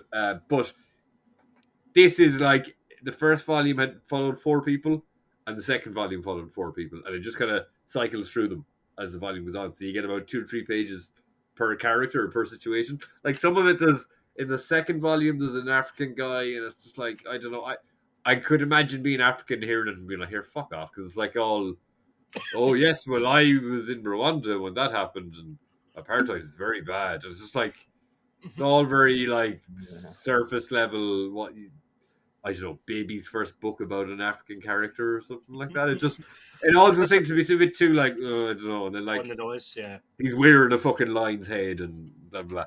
But some bits were fun. There was like a hitman. It's a bit cheesy, whatever, but it's like a hitman who comes from a long lineage of samurais, and he's just about to do a hit, and then he hears a knock at the door. And one thing that's a bit stupid about it, it's like everyone just turns into a zombie at once. It's like it's simply the way they portray it. It's like everywhere around the world, it's like bang, zombies, and they're all there because like he's about to do a hit, and he's like zooming in. And then he hears a kind of like a knock at the door, and someone's going, "Oh, please, please, please!" And he finally goes out and like looks through the viewfinder thing, and he doesn't say anyone. But when he comes back, so we're kind of led to believe that's the zombie thing. But when he comes back to the window, and he's going to aim up the sniper rifle again, everyone in that room is dead. Like they've all been zombified. So it's like it's all a bit convenient in that way, and it's like it's a bit. I don't know, but it's zombies and it's an outbreak, and it's like But that guy, like he then. I think his lover is in the car downstairs in the car park, but she's been killed and it's a hit, so he has to go and kill his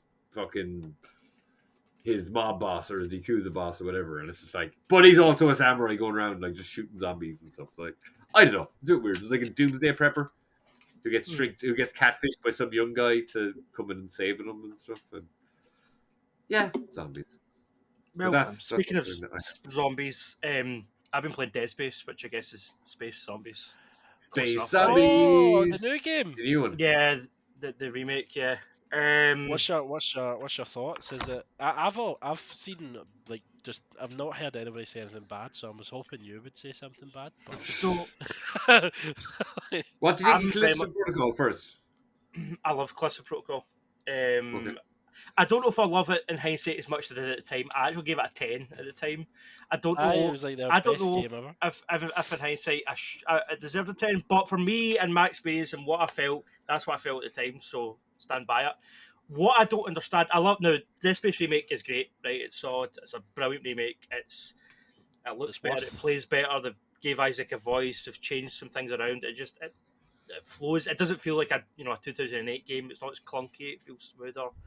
But I don't understand why people in general are loving this so much when they hated Callisto Protocol. Like, for me, they're very, very similar. Like, there's... Yeah. I don't really see... I think what it could be, I think Dead Space plays a lot better on PC, whereas on PC, Callisto Protocol was pretty much unplayable.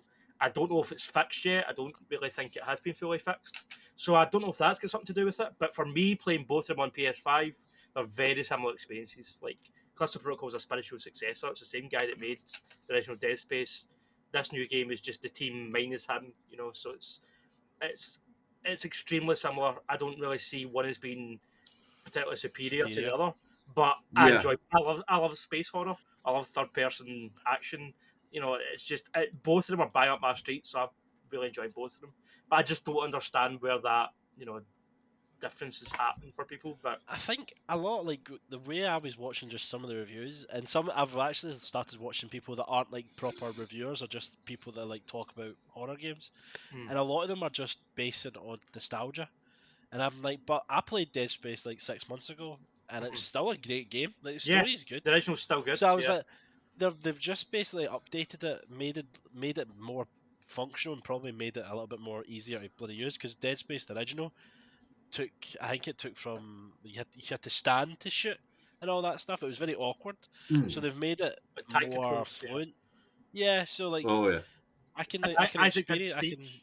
He didn't have a voice. Exactly. So this time, it's quite nice to hear him being like. This time, you hear him solving problems. He'll be like, "Right, shit, that escape pod didn't work, so we need to go to the other side of the ship and get this part to put in this device." Because he's an engineer, so he would know shit like that, So it just adds to it, and it gives him a bit more kind of agency rather than just being a mute guy that just shoots aliens. Because that's why I did the last game. It was weird because I think when you had the video calls, the people were telling you what to do. And I was like, surely he should know. Like, he's like, oh, the gas is exploding. Well, you need to go to the left floor and go to. I was like, fucking, he should know that. Aye. You've arrived on the ship with him. He's the guy, the specialist. I'd say in terms of remakes, I'd say it's on par with the Resident Evil 2 remake. In terms of like something that's an old game that's been reworked and just brought up to scratch, like it's made by fans of the first game, like you can tell, and it's it's like faithful and it's good. I'm scared the fact like, do you think they're going to? I really don't want them to do this, but do you think they're going to like remake 2 and 3? I do. Like, I think they're going to change. I know it's it's EA. Like, I think they'll remake 2. I think the remake 2 it'll be pretty much as is, but I hope they remake 3 and do it right. Because I was actually playing Call of Duty. I was playing a bit Modern Warfare, the campaign, and I was kind of thinking they're a perfect opportunity now to redo Modern Warfare 3 and make it good. Because the original campaign was shit. So like, see if they can redo. Because at the end of 2, spoilers for Modern Warfare 2, I guess. At the end, they say what's his name, the Russian. What's his name? The guy for the second game that gives you the gun in the airport and all that. They say it's like something. I can't remember. Whatever the character's name is. They say the Russian's name is Makarov. So like the end of the second game, they see this file and it's like the next mission, and then they all know who it is and. What's the FBI lady called? I can't remember her name, but she's like, "Who is it?" And they're like, "Makarov." And then the game ends, and you're like, "Right, this is your chance to do the third game good." And I kind of feel the same about Dead Space because, like, I feel like if they do the first 2, then they should rework the third one and just make it less action. Yeah, something. When I played Dead Space 3 back in the day, I didn't hate it. I don't remember playing the third game and being like, "This is shit." It wasn't. I think it was full of microtransactions because it was EA and that. Like, they were just absolutely hammering microtransactions at the time. So there's a lot of that to it, I think, with suits and stuff and upgrades and that. But in the modern day, I think it's done a remake. Yeah, I think they will, and I think they could do it good. I don't know. I hope they do. I heard, I don't know if there's spoilers, but I heard there was an alternative ending to the game.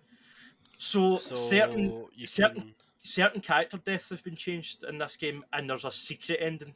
Apparently, so you need to do you need to collect a certain amount of shit, or I don't know. You need to do probably something like you need to get and then or something if you trigger it, you get a secret ending. But that could potentially give them like 2.0s. Like they might not need to do. They could not touch and then do a different story. But I would be happy with that rather than remastering it. What I'd say, Chris, so like for you and that, and like just MD that's interested, I'd say it's definitely worth picking up on a sale. I don't know if I'd buy it like it's 60, 70 quid. Yeah, I've no exactly. I was like, oh fuck. It's like after Gotham prices, Knights. Like it's Last of Us Part 1 price. I'd say if you see it for like 30 on Steam, absolutely worth it. Do you know what I mean? Like when it's down to that 100%, I don't know if I'd pay full price for it, but on a sale, like it's worth getting. Did Jerd and Robbo? Did you just play Dead Space 1? No, a little bit. Not really. I'm not really into I love my horror games, but not my sci-fi horror games. Not really. I would recommend it. I would recommend it. I was really annoyed. I think one of the game shows, I can't remember what one it was. It was PlayStation or whatever, and I feel like every horror game that was announced was sci-fi. Yeah. It was it was a Summer Games Fest, I think. Yeah, Summer Games Fest. And it was like 8 sci-fi horror games Stop announced. giving me sci-fi ones. I mean, I was buzzing. I was like, "This is my shit." Yeah, because one of it was Dead Space and one was Cluster Protocol, and it was like 3 others or something. Yeah, like give me something else. I like space horror. Yeah, no, it's one of those. It's one of those games that I don't really know if there's much. Is there? Although there is. I mean, Cluster Protocol. There's not really much others. Oh, I might be completely doozy. Bioshock. Is there many more space horror? System Shock, Bioshock. Well, Bioshock's not really a horror. It's sci-fi horror. Is. That's it. Sci-fi horror. Yeah, it is. It is. It's steampunk sci-fi. Yeah. Steampunk. Yeah, I would say. It's like Guillermo del Toro. It's still horror. He's not a horror director. Like He is. That's him. Yeah, exactly. I think so. I'd say he is. It's a subgenre, but it's definitely horror. Like. Yeah. It's sci-fi horror, but it's not like you wouldn't call. Well, I guess Bioshock is probably like steampunk. Is the first one that steampunky? I guess it is. Yeah. But Bioshock, the Big Daddies and. Bioshock was a spiritual successor to System Shock, which they're remaking for this generation, and that was very sci-fi horror. That was like a big woman in a computer that was like an AI, and she would like send shit after you, and it would be like monsters and stuff. And it was kind of like Doom, but more like kind of Half-Life-y, and it was in that sort of era. But they're remaking that. But that's the team that made Bioshock made that first, and that was like straight up sci-fi horror. I think that's out this year, actually, the remake, which I'll probably review for the site because I love space horror. With all that out the road, shall we move on to the topic? Let's go fucking to the topic now. Because we've been going over an hour, I've just noticed. So last week we spoke about the biggest disappointments for 2022, and it was about Dower. So let's change things around. Let's lighten the mood, boys. What are we looking forward to? What is our company cinema, our company games consoles that you're about to play, or watch, or read? Or... Chris, you've got one in the barrel. I've got my hands up. I'm going to talk less. You can put them down. No. It's a game like it's a trailer I saw. It was called Lords of the Fallen, and it was a game. It was mostly the song that got me in it. It was called Mother. It's that Mother. Children. Yeah, that one. Legends of the Fallen. The Lords of the Fallen. It's basically a Dark Souls. It looked like Dark Souls with bits of like Lord of the Rings in it, and I was like, "Oh, pretty good." But the song sold me. I added it on Spotify. You can set that one up. I think he's like D something. Oh, he's got a clock. Yeah, I can see this. He's got like a big thing. For me, very though, metal. like this game kind of sums up a lot of my feeling when I'm watching like trailers and when I'm watching like shows where they're announcing a bunch of things. See the amount of times that something comes on and it's like atmospheric and dark, and you see these graphics, and I'm like, "Oh, what's this? This looks cool." And it looks dynamite, and I'm like, yes, and then it shows me gameplay, and I'm like, "Oh, it's a Souls-like." Oh, he's dodging out the way a million times and trying to get one hit in the back, and then dodging it, and then he's dying and doing it again. And I'm like, mate, I'm so sick of that shit. Like, I'm so done with that I'm just like, mate, do something new. It seems so like unoriginal, and I don't know. It's like it's the same phenomenon that happens. Like, it happens every generation. Like first-person shooters. It happened with them when COD was big. Everybody made a first-person shooter, and then Gears of War made third-person cover shooting a big thing, and then every game had that. This generation, it's just Souls-like. That's just the trend. Like, Powers game, it was a Souls-like, and it was bad. But say, what would you, if you were seeing a trailer like that, what kind of gameplay would you like to see instead of the Souls stuff? If it's in that kind of setting, something more Skyrim-y, something more RPG-based, loot-based. You know, collecting swords and maybe a bit horror into it, make it more like you're fighting monsters. Why did a quick glimpse of that there look pretty horror-ish? And isn't that kind of the Dark Souls thing, is the horror stuff? Or do you mean that it plays I'd more say like a horror? Bloodborne's more horror than Bloodborne, Dark Souls, probably, but yeah. Yeah. But that's what annoys me. Like, out of them all, Bloodborne looked the coolest to me. Like, when I saw the trailers and the design of the monsters and shit, I was like, that's looks dynamite. Why does it need to be a Souls game? Like, it just that game, I just can't enjoy it. I'm sorry, I've tried, and I forced my way through Demon Souls. I've tried Bloodborne, and I was looking at Sekiro because I like ninja shit. I was looking at Sekiro. That was the only one I looked at. And then I was like, giving it a I go, don't but want then I to was like, die a million times. Like, it just it doesn't. And I hate the Fallen Order as well. So I don't know. Are you just complaining that you're not good at fighting games? No, listen. That could be. I could be. With that. I could be. Oh, I keep losing all the time. Shite. I am not. Even though I'm a game reviewer, I'm not going to sit here and say that I'm good at games. Like I openly admit that I'm not good at games. So I don't know. maybe that has got. Generally, though, you might be on. It's like maybe that's why. Maybe it's just maybe people that are better at games prefer it. I don't know, but well, if you have the patience, like shooting games, like any of them kind of first-person multiplayer online, there was a very short period where I was playing Battlefield enough that I was kind of like, I wouldn't even say I was okay. Like, I was probably still shite, but comparatively to where I was, I could get maybe 2 or 3 kills around, or 4 or 5 kills, but like still dying like fucking 20 times. But games like that, I guess if you have the patience for them, you want to get better at them, it can be a bit of fun. I know I do like that in certain games, like even that X-Men Legends games, as basic as it is, and it's kind of RPG. Like, there's a certain point where you have a limited time, and I'm like, I've only got 2 characters left, but like, I'm not fucking starting again because it's ages since I saved. So we're going to try and do it with these 2 people. It's way harder, but you'll find a way to do it. But I kind of like when that comes into a game, but I don't know if I'd like that as being the whole game all the time. That kind of level of difficulty. But I haven't really tried any of those ones. I don't really like the Souls games and stuff like that. I'm the same as Daniel. I wouldn't want to put loads of time into dying over and over again. I want to enjoy a story game, but then saying that, I put hours and hours into dying in Warzone in Call of Duty. Yeah. But I feel like having your pals on chat gets you through it. Yeah, you're when you just sit yourself just being sad and being like, get angry, like that's not fun. That's not enjoyable. I think there's a bigger sense of achievement killing another human in a game. Just killing this thing. Like, I've killed this. This real person and ruined this 12-year-old from Surrey. Until you get in the lobby with all the hardcore players, and then you feel shit. That's actually when I was trying the little bit of The Last of Us online, I didn't realize. So with the PlayStation 5, your controller also has a mic in it. I didn't realize. So at the very end, we kind of lost. I was like, "Oh, for fuck's sake!" And then like people started talking back. I was like, "Fuck!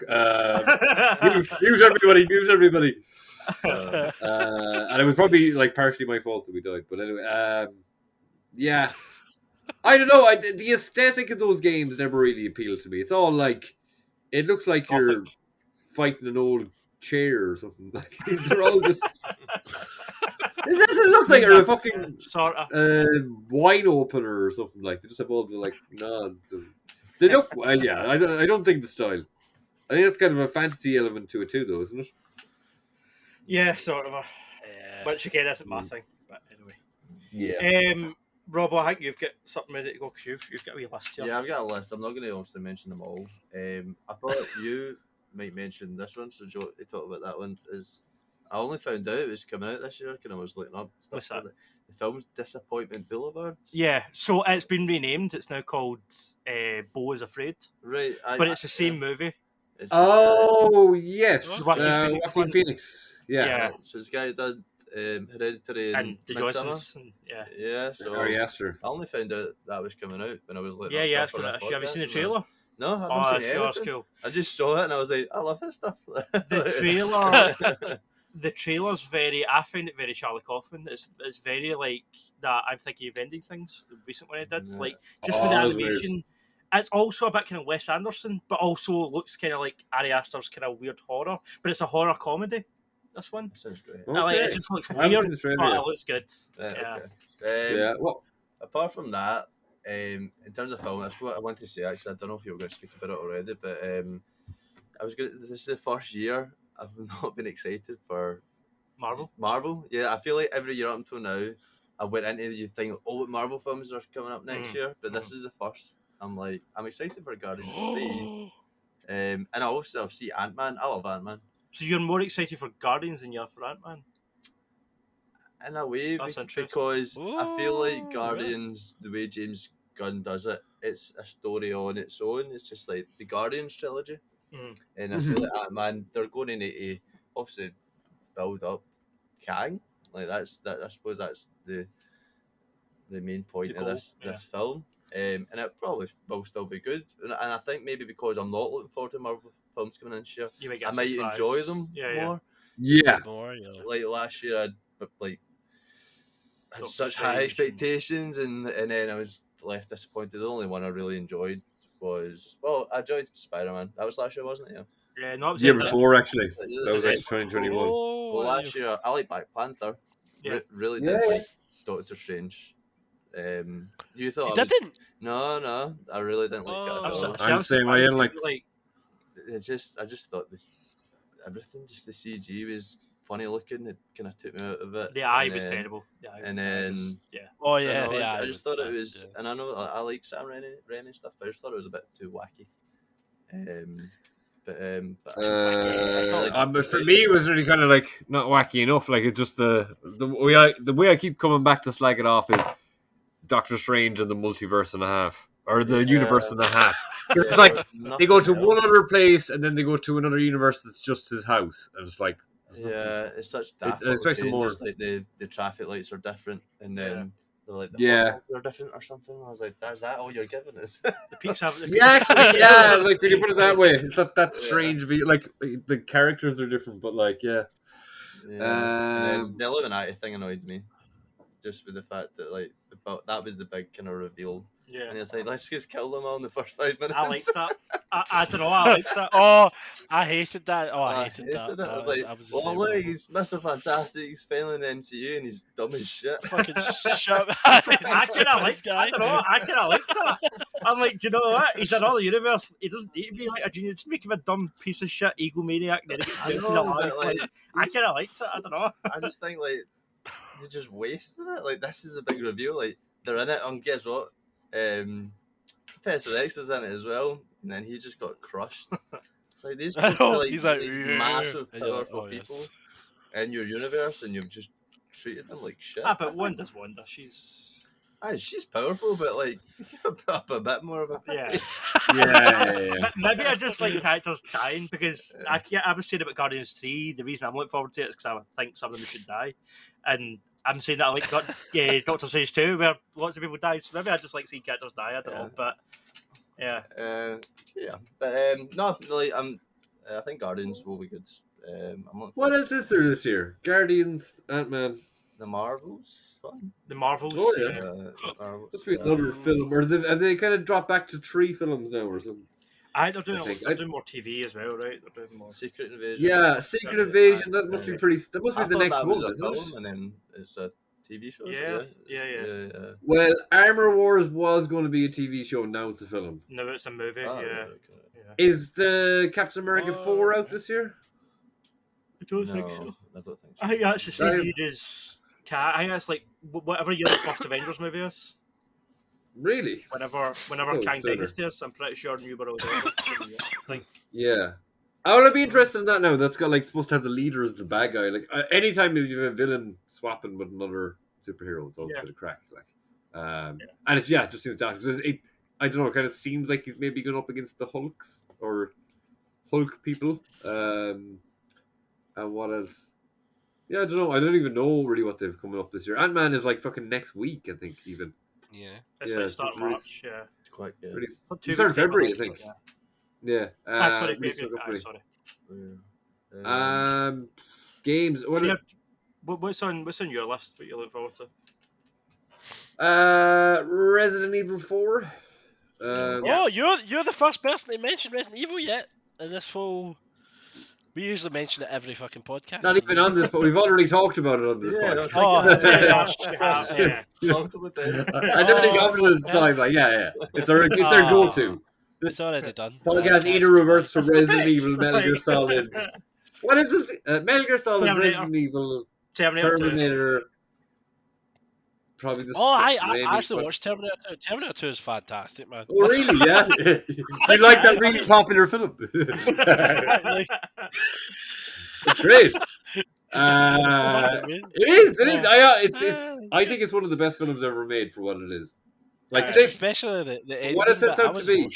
Sci-fi action, it's fantastic. I don't think you could get a better film. me and Robbo spoke about this, but I don't know if I've brought this idea to you. I think at one point we should do our favourite 10 movies of all time as a topic. Just top 10 of all time. And why? And why? Oh, and why? yes, we'll get back to talk about. Yeah, Terminator 2. Well, I think that'd be a good topic. We should do that. Yeah. But why did I get to that? Yeah. Game this year. Resident Evil. Resident Evil, yeah. So my plan was to play like the remake of 1, 2, and 3 on my PS2, and then 4, I think, again on my PS5. But yeah, I've just been playing the Spider-Man and X-Men games, so I don't see that happening. Like, I should have at least got one out of the way this week when I was off, and I don't. What I'll probably do is when 4 comes out, it'll be one of the first games apart from probably the Spider-Man and the Avengers game that I'm going to buy day one, and yeah, so it's going to be terrifying. It's going to be very difficult. Hopefully, it has switches that gear to just being that bit more action. I think that'll carry me through the game a bit quicker. Like another part, like Resident Evil 1, even the first one, I know it's quite different. It's the kind of like, oh, I have to go there, and then I can't pick that up because then I'm gonna die, and then I'm stuck here in this hallway. Like, so I like to think 4 is a little bit more breezy, and you can just kind of fire through it. Like, but 4 is hard. Like the original game was difficult. Yeah, that army Yes, guy it was when he gets that mutated arm and shit. Yeah, it's hard. Yeah, and you know, it's guy, he was hard. The zombie, when they kind of bursted into the house. That's yeah. I don't like. I know kind of Call of Duty does it. Well, no, it digs a little bit into it. You're with the Spanish guy. You're in the kind of like 2-story kind of barn thing, right? And you have to keep going up and down and blocking up the doors and stuff. That kind of stuff would be fun. And they could I'd imagine they're probably going to go a lot deeper into the melee combat. What do you call it? Melee, because Leon was kind of, I think in the previous game, like he was kind of oh my god, operatic. Is that how you say it? Acrobatic. There you go. Apparatic or aerobatic. He was very aerobatic. And robotic, but it smelled great. Oh yeah. No, but yeah, it's like one thing I'm interested with Resident Evil 4 is the castle, because the castle was really difficult. So we had to like protect. I don't even know the lassie's name. The president's Sherry. Sherry, and she kept getting caught, and you're like, oh my god, fucking ding. I remember. I think it was one of the places where you're kind of in a more. You're up high in the castle, but it was kind of more open up, and there was like, I don't know, like laneways or not arches, like arches and walkways going up around. But I was like in the other side of the mini map, and I was shooting, or dealing with the fucking cloak guys, and then one fella had picked her up, and he was like towards the very end, and I think I wasn't really meaning to, but I only had like 2 seconds to stop him, and I was able to like shoot through one guy into the other, and then he dropped her. I was like, yes. But it was just like the joy of that, to do it from the far side, like to take out 2 guys, but also to like shoot through one of them to get to save her. I thought it was pretty cool. Yeah, but I guess in the other game he had the kick, and then I think if he kicked them, you could German suplex them. So he could be like going full fucking WWE now in the next one, like jumping off stuff, and it'd be interesting because like in 3, Carlos got a full on punch, but you have to kind of time it right. Did Jill have something too? She had a shoulder attack. She had a dodge, but she also had. I think she could nudge them off. I think she was something else. She could knock them over. So look, it'd be interesting to see if it changes that much. What I wonder is, I feel like back then, we were talking about how the whole game's based on a big escort mission, and that kind of was a slagging reason, like in the past. Like people used to be like, "Oh, Resident Evil 4 is great, but you have to put up with this annoying companion and whatever."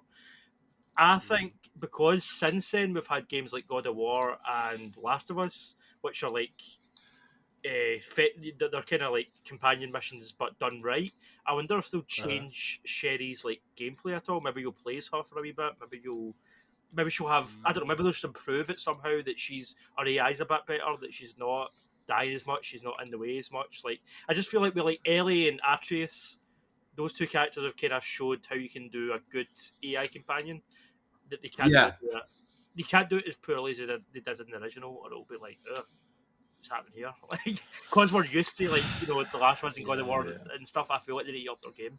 But I think they will, because, you know, Capcom are pretty solid at this point. They're on a high at the minute.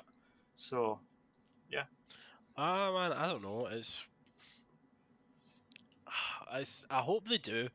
I really do, because it'll be interesting, like, because I know you do play as Sherry in some bits, but you're just basically running away from them. It'll be interesting to see if they do anything like with Sherry, like if she Give going her to a be little bit more.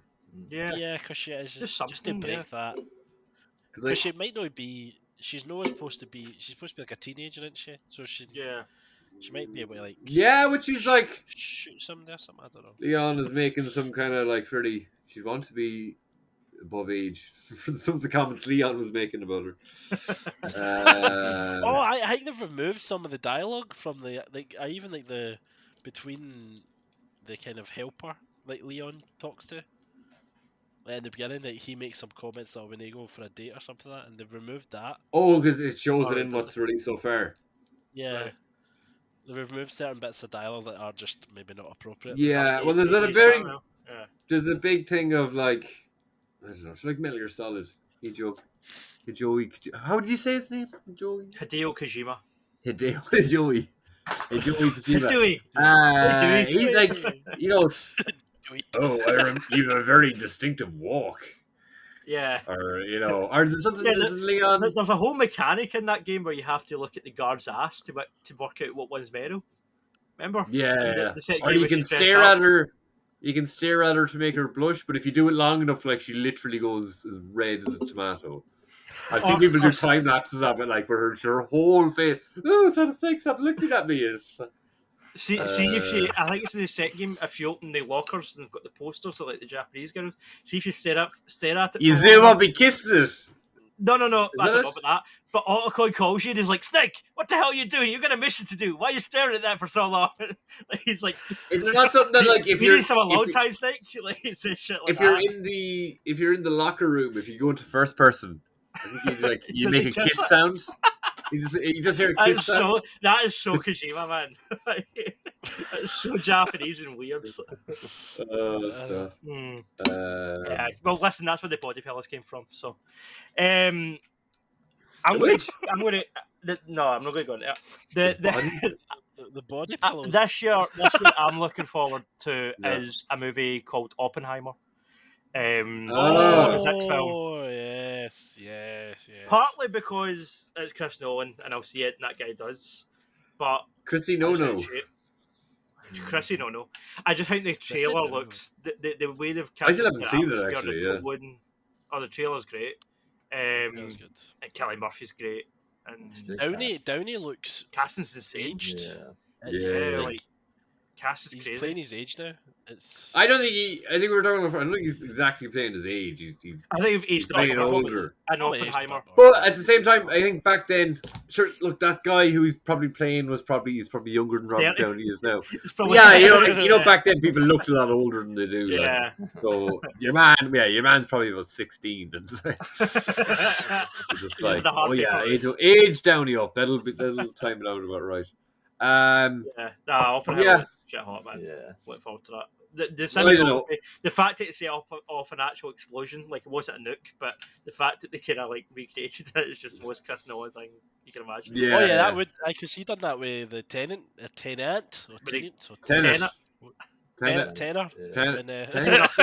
We've had this before. We should do a supercut of all the times we tried to say that on this podcast. Tenant. Nolan, get Nolan on. Tenet. He crashed the plane.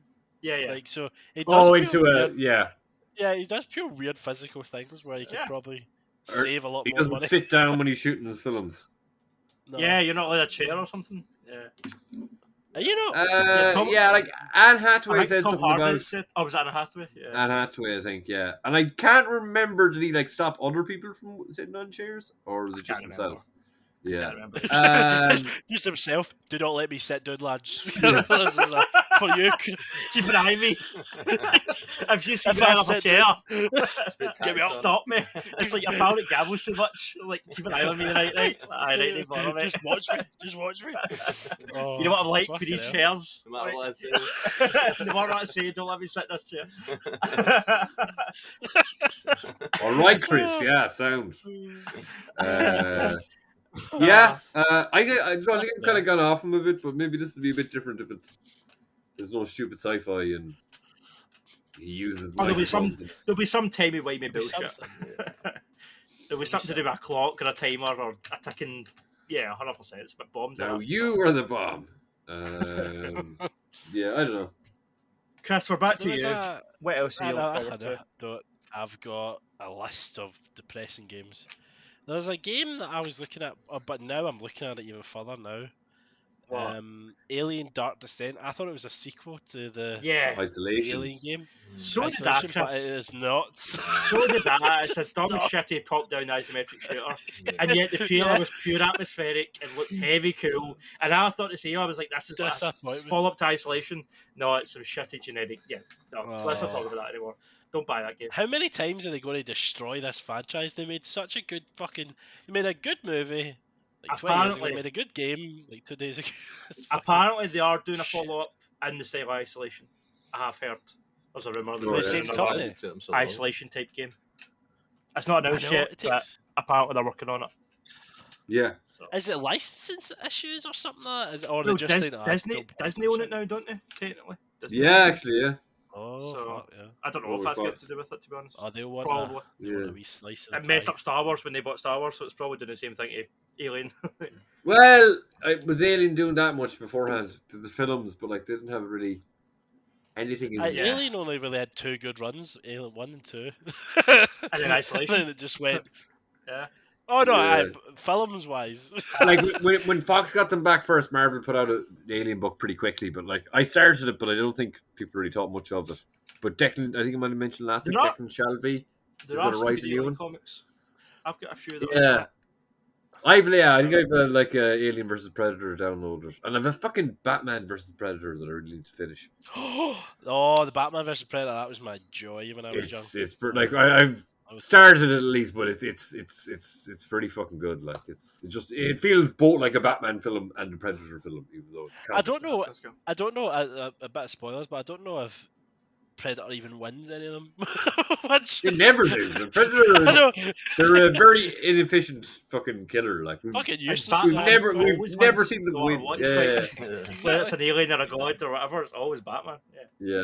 Predators never seem to. We need that. We need like a Predator who just wins a lot. But is there anything coming out like Alien wise this year, or is there nothing? The Noah Hawley show is going into pre-production, but I wouldn't say it'd be out this year. I remember I heard something. Yeah. Something is it no Amazon? It's got that, or probably Disney Plus, right? Since it's Disney. It have to be kind of Disney Plus, I think. Do you know what? Actually, it's coming up a bit now, and I think I might have mentioned it at the time. But Pam Anderson has a documentary coming out, and she's like, "What was it? Is it Netflix?" Potentially, yeah. So there was a Disney. I think I saw the picture of her today. There was a Disney Plus show with Sebastian Stan and Seth Rogen and stuff, and she's kind of going like, they owe me an apology. Like they never got my permission to make that show, and it's like that's fucking dead right. That's fucked up that they make that show. The show is good, but I feel really horrible for her. It's weird though. Like, why would you think that? Like, I know they're kind of they'll probably make her sympathetic in it or whatever, but like that was probably one of her worst experiences in life. And you're making a dramedy about it.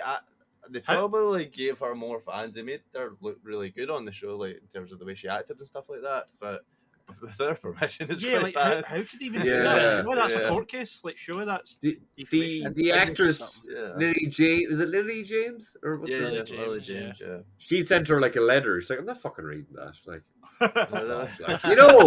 it is fucked up. Like it's in the show, and then you see like about her being taken advantage of. And like I'm kind of bit, but even with Seth Rogen and Sebastian Stan, I was like, here lads, what are you at? Like the other actress is a bit younger or whatever, she gets to play in a kind of an iconic thing. So, but it's just like they're around a bit longer. It's like does this really need to be a fucking like some kind of comedy shit? Let's like, look, again, I haven't seen it, but I spotted that coming up a bit, and I'm like, then you all get dickheads online going like, oh, you should probably fucking release the video yourself. Like, shut the fuck up. So many of them. Kim Kardashian. But you can find, well, like, I guess the potential of that or whatever. But like, well, that was our mum that done that. But people are so cool. Yeah, I Was know. that our mum? I think so. Seemingly, yeah. I thought that was pretty much just like, yeah. I think, yeah, if it's a business idea or whatever, but like, if you don't, you don't. But the way, yeah, it's just, I was just kind of, even, especially because it's kind of connected to Disney, I was just kind of surprised they made that show. Yeah. That was a bit, I thought just like, it felt weird when there was trailers for it. I was like, why are you doing this? But they advertise it a lot. Yeah. Like, Yeah, it was everywhere. I think it was one of the first kind of like dramas that was on Disney Plus. Yeah. That maybe or So, would have been released there. Not just Pixar kind of stuff. Like get this. Yeah. Kind of stuff too, like. We're also doing this horrible show about this poor woman. It's great. And like, cause man, Tommy fucking thing, he's fucking, he was delighted the thing got, but he seems to be a shithead too, like. And he was, he's a piece of shit. He's a total piece of shit in real life. Yeah, he seems to be like, even when it came out, he was like, "Oh, it's great they're telling the story." I was like, "What?" Because you're played by a young, handsome actor, like. Yeah, they talk about his big dick a lot as well. That probably helped his ego. Yeah. Yeah, random one, but I guess it's not really on anything coming up. Dan, what the fuck are you looking for? Again. What am I looking at? I am looking at games, and I'm wondering what I'm looking forward to this year because there's a lot coming out, but I don't really know. I don't really know if there's one thing this year that's grabbing me. Like, I'm kind of interested in like Dead Island 2. I'm kind of interested in Star Wars Survivor because I did want to like the first one. The fact that Rocksteady are doing a new game in the DC universe with Suicide Squad. Yeah, Suicide Squad. But I've also heard that there's a battle pass for it. That they're doing like a season pass. Yeah, there's a picture got leaked. Which sucks. Yeah. But I don't know. I mean, there's one coming up pretty soon actually called Atomic Heart, which looks really cool. It's like a first-person kind of RPG. It looks a wee bit like Wolfenstein, but it just looks like a kind of cool sci-fi first-person fun shooter. And it's been a while since I've had one of those. They're quite junk foody, I think, when you're playing them, but they're always fun. Yeah. But yeah, I'm looking forward to that. I'm looking forward to the System Shock 2 remake. I don't know if there's anything like definitive that I'm like, other than Resident Evil, there's not really anything that I'm like, oh, aye, that. Well, System Shock 2 has been remade. Yeah. So they're not doing one? Honestly, maybe it is the first one. Hold on, and I'll double check that. System Shock 2 was like Silent Hill, yeah. System Shock 2 was the kind of big one. Like, that was the, I don't think anybody could really give a fuck at the first one, but yeah, no, the remake is the first one, sorry. Yeah, the remake is. That would have just annoyed me. It's like, I have no interest. I played Bioshock and I know that's where it's supposed to come from, like, but even if I didn't, I'd be like, I've got the game I'm looking forward to, and I'm looking forward to it for reasons beyond just my hype. I feel like Starfield has a lot to answer for. I feel like Starfield, Bethesda are following the absolute disasters of the Elder Scrolls Online and Fallout 76, which were both unplayable pieces of shit at launch. Don't know what they're like now, but at launch I've been getting slagged for years for using that same engine, that awkward game engine that always makes all the graphics look like Skyrim, look like garbage. And now they've got this new engine. So they've got a new engine, they're on new generation hardware, and it's a new IP. It's Bethesda's first new IP in something like 26 years or something. So like it's not Elder Scrolls, it's not Fallout, it's something brand new. So I also think it's the first big game they're releasing after Microsoft bought them. Like after the Microsoft merger, this is their first big release. So I think there's a lot riding on it. I think it has to be good. I think Bethesda fans like myself are sick of playing and buying shit games. I think you need another Fallout 3, like another Skyrim. Another game to come along and be like, that's Game of the Year potential. I feel like if it's any less than Game of the Year potential, I think Bethesda they're not going to be done because Microsoft own them now. So even if they lose a shit ton of money, they'll be fine. But I feel like in the kind of public court, decisions, I think they'll kind of go down in people's estimations. I think they've got the most to lose on this game than what they've had possibly ever. I don't know, or at least in a long, long time. But yeah, I'm excited for Starfield both. And Play it, we've no and what's footage of VIP, that yet, do we? it's sci-fi. There's a couple of trailers, and then they've done a gameplay deep dive. So the gameplay deep dive makes it look a lot like No Man's Sky, which people were kind of worried about. But apparently they're promising no, it will be like that. There will be 1,000 planets to explore. There will be all this shit to see and interact with and characters, and it won't be a dead world. There'll be stuff to do, but you know, they tell you shit to sell a game, like, you know that. So Yeah. I'm not really convinced, but I hope I'm wrong. I hope it's a 10 out of 10. I hope it's, this generation's like must play game. I just think it's interesting. It's interesting. It's only coming out for PC and Xbox. It's a step into this new IP, and coming off of what they've just came off of, I feel like the stakes are high, man. I feel like there's a lot to lose. So I'm interested both as a fan and just to like write about it and talk about it and be like, look at these guys. I feel like it could either be either going to be like a repeat of Cyberpunk. It's going to be that sort of controversy, or it's going to be like, oh my god, they did that. Why did we ever doubt them? Like, do you know what I mean? I think it'll be one of the and in between. I think it'll either get ripped apart or people will love it. And I'm excited for that, just to see what happens. And so this is going to be just an Xbox and PC exclusive. Never going to be well. I guess never say never, but yeah, exactly. Never say never, but as of just now, especially recently, when Xbox purchased Activision, they purchased Bethesda, and they basically confirmed that like Deathloop was Arcane, and that's a Bethesda studio, and then that Tokyo Ghostwire is Tango Gameworks, same at Done Evil Within. Those were the last two PlayStation exclusives that Bethesda publishers would put on PlayStation. Those were the last two games. After that, it's all Xbox, apparently, according to the agreement, according to the contract. Okay. But I guess with PlayStation exclusives, that's changing quite a bit now. Yeah, I don't know. I'm very curious about that this year as well. Like, this isn't really specific to any game, but I'm curious to see what Sony do next, because I feel like as you said there, Jerd, they're kind of losing a lot of exclusives. Like, they've still got Naughty Dog, but then we're saying that we don't even know what they're doing next with Last of Us or whatever. They bought Bungie, the guys that made Destiny, but they've not announced anything yet, so we don't know what they're making. I think somebody's going to buy Ubisoft this year. That's my kind of big prediction. I think Ubisoft are going to get scooped up. But really, aye, 100%. But I think it could be Microsoft rather than Sony. But I feel like Sony need it more. I also wonder about Konami. Like, okay, they're doing the Silent Hill games. There's a big rumor that they're going to announce Metal Gear remakes and stuff this year. But will somebody swoop in and buy them? I think that'll be interesting this year to watch. Like, people getting. I'm just a geek. I love shit like that. Like, people buying companies and speculating what that can mean in the long run. But yeah, I think that'll be interesting. Well, the interesting thing with the Ubisoft is if Sony buy them, that means they'll have a Star Wars title, and they've already got a Star Wars title that's supposed to be linked to PlayStation for a year or something like that. With the is that the Detroit Become Human guys, the Quantic Dream? Game. Yeah, so Eclipse is that means we'll have two. No. There was like an underlining Star Wars game that Ubisoft is doing. Oh yeah, they're working on one as well. Yeah. They're whatever one. Yeah. So whatever that means they've got that one. Like if Sony have the two Star Wars games, the Old Republic remake and this one, I just feel like Sony. I know that Sony have just had a big success with God of War Ragnarok, but I feel like they don't really have anything this year in terms of exclusives. Yeah, it's not much. And I feel like they need to maybe buy a Ubisoft or a Konami and be like, right, next Metal Gear Solid game or the next Far Cry game, we're rebooting Far Cry, we're doing that again as a PlayStation again, a story game. Like this time it's going to be like Last of Us, it's first person, you're on an island. Like, do you know what I mean? I think it needs something like that. Big trailer at E3, and then people are back into PlayStation. I think they need some. I don't feel like they have anything like that at the minute.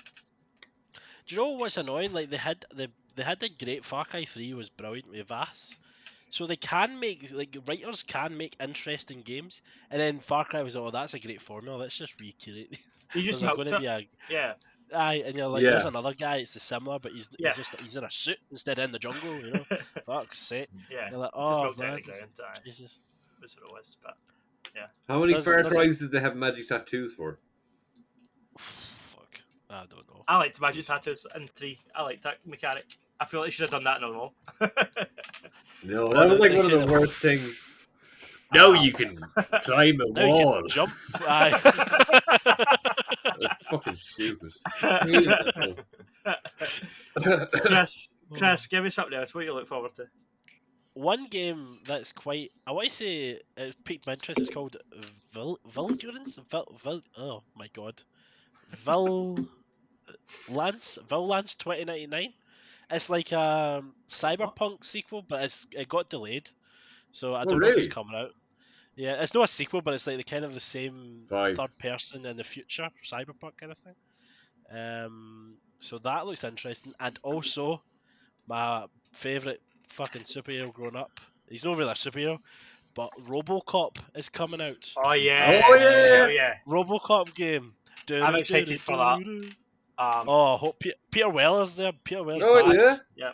Yeah. Like the only role that he can do, he's milking it to the death, till his grave. But He was good at Sons of Anarchy. I Oh, died yeah? in that as well. Very quickly. Have I mentioned Naked Lunch before? No. It's fucking... I didn't even know it was a real... like... I think I may be trying to block it out of my mind. It was so fucked up. It's based on a book. I must have mentioned it on the podcast before, but basically there's these like aliens that are also bugs, and maybe they can hide and pretend to be other things. But there's this one that's like a bug, but it's a typewriter, and then he fingers it. I think, I'm pretty sure. It's very, very, very disturbing. Who's that? Peter Weller? Yeah. So he plays like a gumdrop, gumshoe detective, like a private eye kind of thing.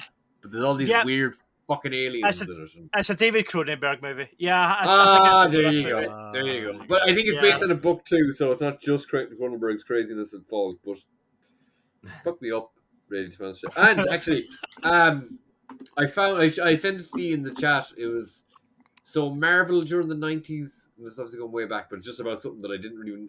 sorry, so the Naked Lunch film I saw years ago, and I never knew what it fucking was until I found a clip of it again somewhere. I was like, oh, that's what it is. So these kind of things that are burnt into my memory. When I remember watching this cartoon when I was younger, and there was this big blue... kind of looked like the Hulk, but he was all blue and slimy. So I always remember seeing this clip of a cartoon, but I never knew what it was. And then I just saw like an action figure, this guy making custom figures of this toy line. That they don't actually exist as a toy line, but there was the Ultraverse made by Marvel, which I think is a part of Malibu Comics. You might have heard of Malibu Comics, but it was just like another universe of superheroes that never really touched Marvel. I think Marvel still have the rights for them, but they just don't do anything with them. But it was a cartoon, and I was saying to someone today, it's like watching an alternate reality superhero TV cartoon, because it's like they're all a team and stuff, but you don't know any of them. But the action's a little bit more mature, just a little bit, not much now, than the X-Men cartoon. So it's worth to watch. That's Ultra Force. It's all on YouTube. It's from the Ultraverse, related to Marvel. It's not what we were talking about. What were we talking about? What you look forward to? RoboCop. No. Yeah. I kind of wouldn't mind if it was third person. Or the opposite. I think it is the first person. The Terminator game. So they made a Terminator game last year or the year before. Yeah. Terminator Resistance, and that was first person, but it was meant to be good. I've got it. Yeah. It's up there, or it's next to I heard it's kind of like it's up there. cheap and cheerful kind of thing. Like, it's not like the shooting isn't amazing, but it's good crack and it's well set in that world. It's solid, Yeah, I love the idea of one company making a RoboCop and Terminator game. So yeah. Jerd, what are you excited about? Give us something else. Well, let me think now. If you don't have anything, Robbo's got a list. Spider-Man. There was a new thing released Wolverine today. As well. You never know. Wolverine won't be this year. Nah. No chance. Yeah, they released like a promo thing today. I think it was, or last night. It's just like it's weird. It's like it's live footage, but then Spider-Man is computer generated in it, and it's just like someone taking a video of him on, like, when he just lands on his fire escape and then he jumps off again, and then it shows like two cop cars covered in webs. But it's got to be, would it be the summer? I know they haven't announced it yet, but the game, no, it's like I've heard it's going to be like September. Okay, well, they build it up. Woo! they're building up the hype train for it now. Like, because it was weird, because like it was like 2 or 3 months ago it was starting to show up in comic books. So maybe that was like, maybe that's just they like to put in a little bit of super advanced marketing, or maybe that was like an original date for it, like way back, and the comics were already lined up, because it just seemed kind of strange. But maybe that's something they're just going to keep doing until it comes out, where they do like alternate versions of comic book covers, but with the or well-known pieces of art with the comic book suits in it. Yeah, so there's a lot of things there, like the gameplay. How much is it going to be? We talked about that, the difference between Spider-Man PS4 and then Miles PS5, and where we're going to go there. What other villains are we going to get in it? Well, I think we talked about this a lot actually a couple of weeks back. But Dan, as you were saying, with with it just being a PS5 game, they'll really be able to open up what you're able to do in the game. So this could be a big ass jump, like. I'm curious about the kind of technological advancements. I think like fights that carry on through the interior of buildings. I think that's a big potential, because like what the hardware you're able to do now. I think that Ratchet and Clank game that I've not played, that Rift Apart, that really pioneered like going from one location to another simultaneously, like without any like loading or anything. And apparently a lot of other games are adapting that thing, where like you'll be able to change the environment without any loading screen. You'll go from like you know how like the old GTA games used to have a loading screen between going into the barber shop or whatever.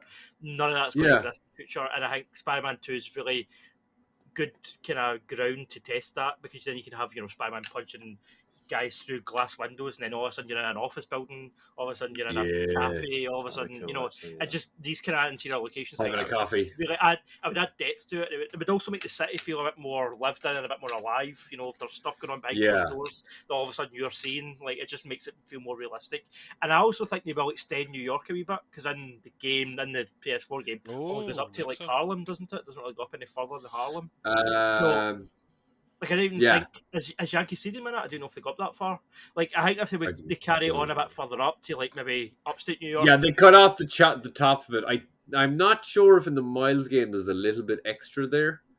And they could even add other boroughs, like other than Manhattan. You could go to Brooklyn. You could go to that would be nice to be able to a little bit of them, surrounding areas like the Bronx and New Jersey. But even if they kind of like just kept us to Manhattan and just. They could just expand it, like, because it's not. Yeah. Like, that's one thing I've been trying. Like, even the PS2 version of the game, I've been like trying to find places, and like, there's obviously far more limited than the PS4 version. But it's funny to think some of the stuff in the PS4 version, when you're looking through the windows, the way they have all those kind of like images that change as you move away from them. Sure. There's like, no matter where it is, it'll look like someone's sitting room. Kind of, and if you crawl onto the next window, where you should still be able to see the same thing, just like a GIF kind of basically thing. It's funny to think that with the graphics of the PS4 version, like how antiquated they could potentially look now on the next system, like stuff like that, where you can have stuff on the inside. Did you say, is that the newest Ratchet and Clank that are doing that now, where you can move around quicker? The PS5. Apparently. It's still one of the only PS5 exclusives. Like, you can't get it PS4 or any other console. You need to play that PS5. I'm pretty sure it's one of the only ones that you can only get PS5. And that's Insomniac too. Yeah, that's the same studio. So that can be a big fucking indicator, of what is going to come out. Because I remember all the reviews at the time when Ratchet and Clank came out. All the reviews were talking about how seamless it was going for totally different environments and like the split second and stuff. That was like one of the highlights of the game. So yeah. And what was the game that Insomniac did before they did Spider-Man that has a kind of similar mechanic? Prototype? Oh, I say I don't think they did Prototype, did they? No. They don't do Prototype. Did they not do something else just like a year or two before? It was like, or am I thinking of the guy who made the Spider-Man PS2 game made a similar game after? Insomniac do, before I Google it, did Insomniac do the Resistance games? Or am I off to that? Well, I kind of have a vague feeling that it's some other game out that maybe Yuri Lowenthal was also voicing. That a game with this kind of similar mechanic, Sky something or no? Resistance, No Man's Sky. Spyro. Did Spyro back in the day, I think. Game developed. Here we go. Resistance, yes. I know my shit. Yeah. Resistance. 1, 2, 3. Resistance, Fall of Man, Ratchet and Clank, Spider-Man. Aye, that's basically their their thing. It's so there's Spyro, Ratchet and Clank, Resistance, Ratchet and Clank for PS4, and then Spider-Man and Wolverine. Okay, I know. I thought there was something else that they were kind of known Yeah. for their traversal, but maybe that could be the guys who made the PS2 one that they went on to make a game like that afterwards. Resistance I'm games were great. surprised They were because solid. like I remember even watching the trailers and stuff like that first when that was ages ago when that was getting announced. Like Spider-Man First one. was getting launched. Aye, the first one. Like Insomniac was like a big company to me for some reason, or maybe it's just the name. Maybe the name sounded cool. I don't know. And they've only developed some games. I'm Yeah. shocked at that. Feels like they're a bigger name too. Yeah. The Resistance In my games were head pretty space. huge in the PS3 era. They were kind of cult, but the people that loved them. Like, I really liked them. Yeah. The Resistance games were kind of had their own following, and then Spyro's a big deal. Is there not something like? Is there a game called Gravity's Rainbow? Am I just making that up? Sounds like I don't know. That sounds like a fabulous I game. might have just made that up in my head. There's a game called Gravity Wait, like- Rush, but I don't know about Gravity Rainbow. Not by Insomniac, no. No. Never mind. Yeah. So like I guess there's a lot of things. For me, I think boss fights. I think they need to work on spread them out a bit more Yeah. through the game, but also not tie them down to like one fucking block. Have them like I want like what did you say procedural bad guys where they just show up every once in a while. Yeah. Yeah, and I guess there's a very small chance we could have some co-op play in it. Yeah. That'd be cool.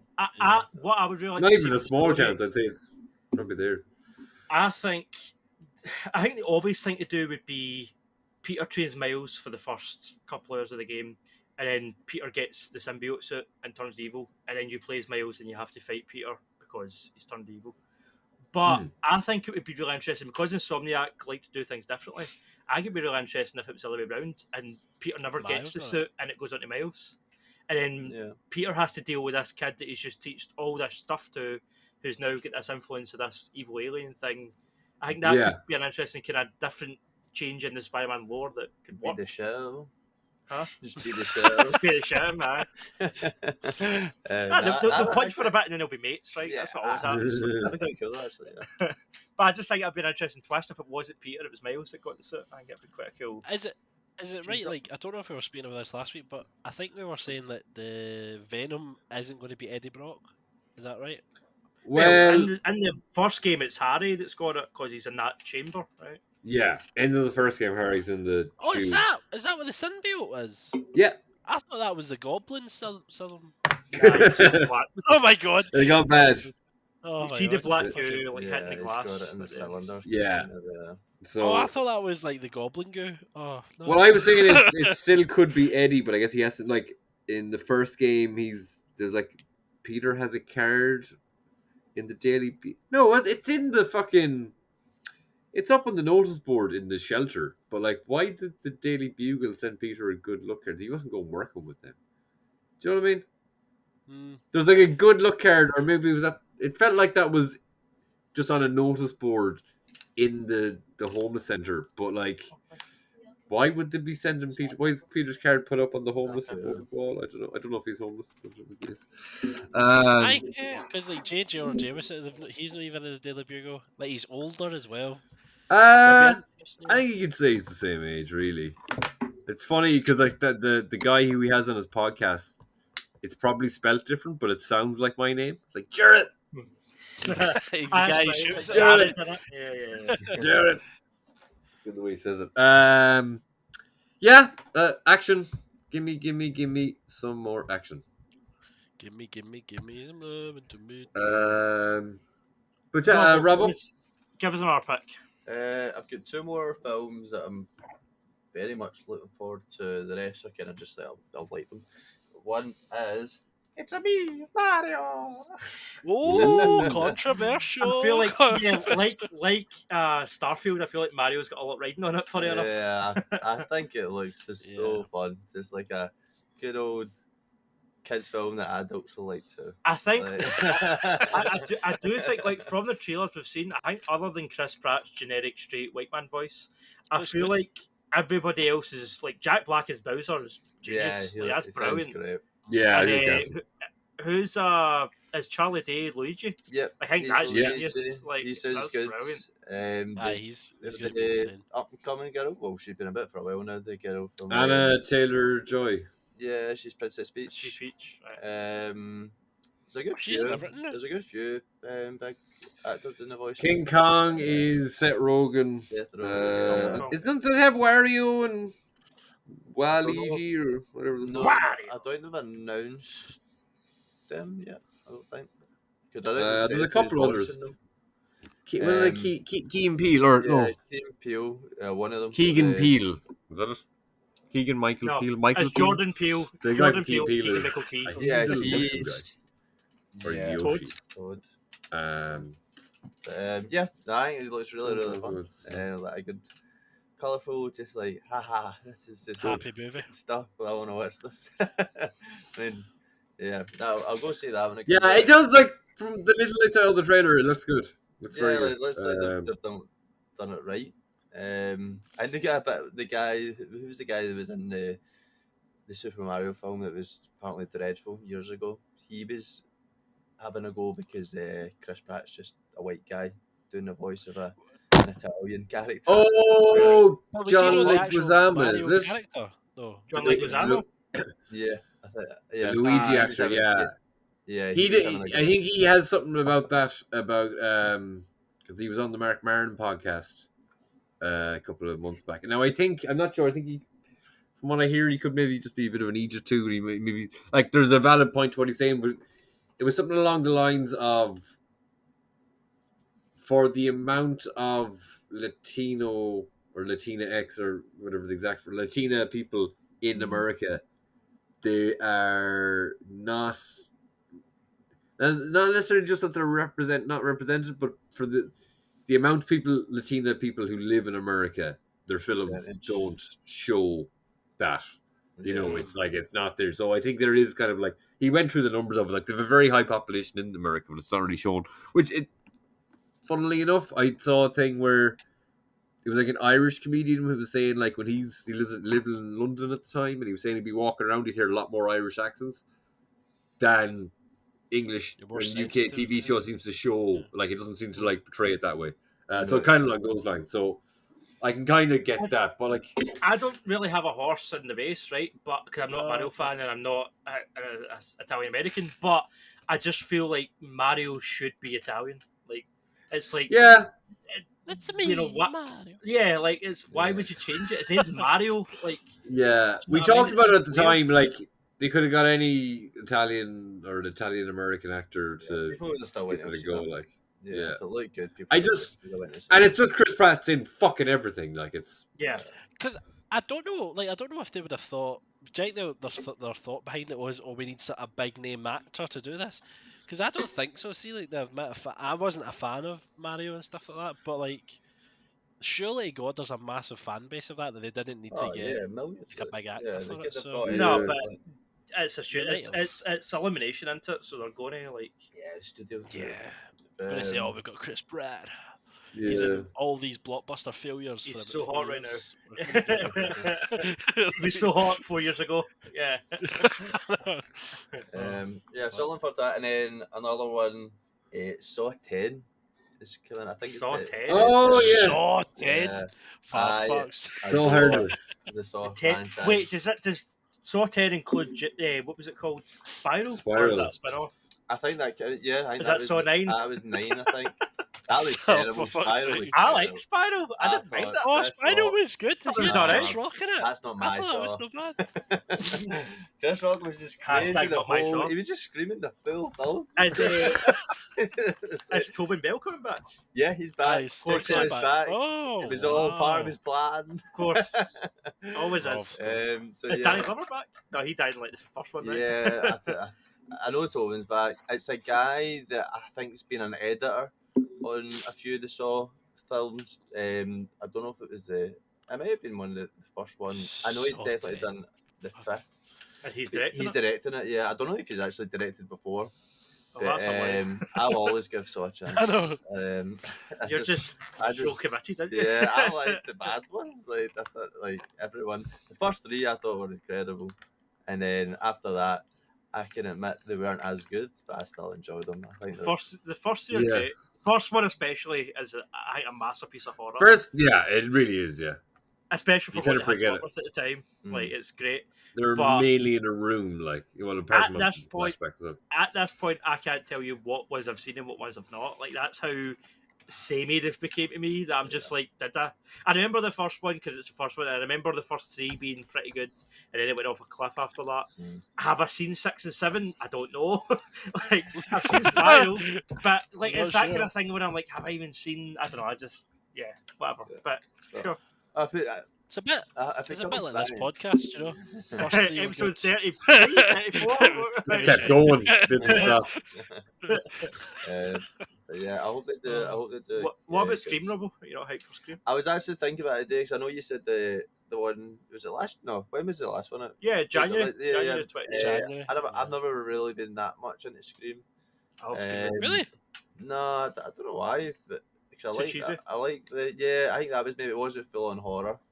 Yeah, they're pretty tongue in cheek, like.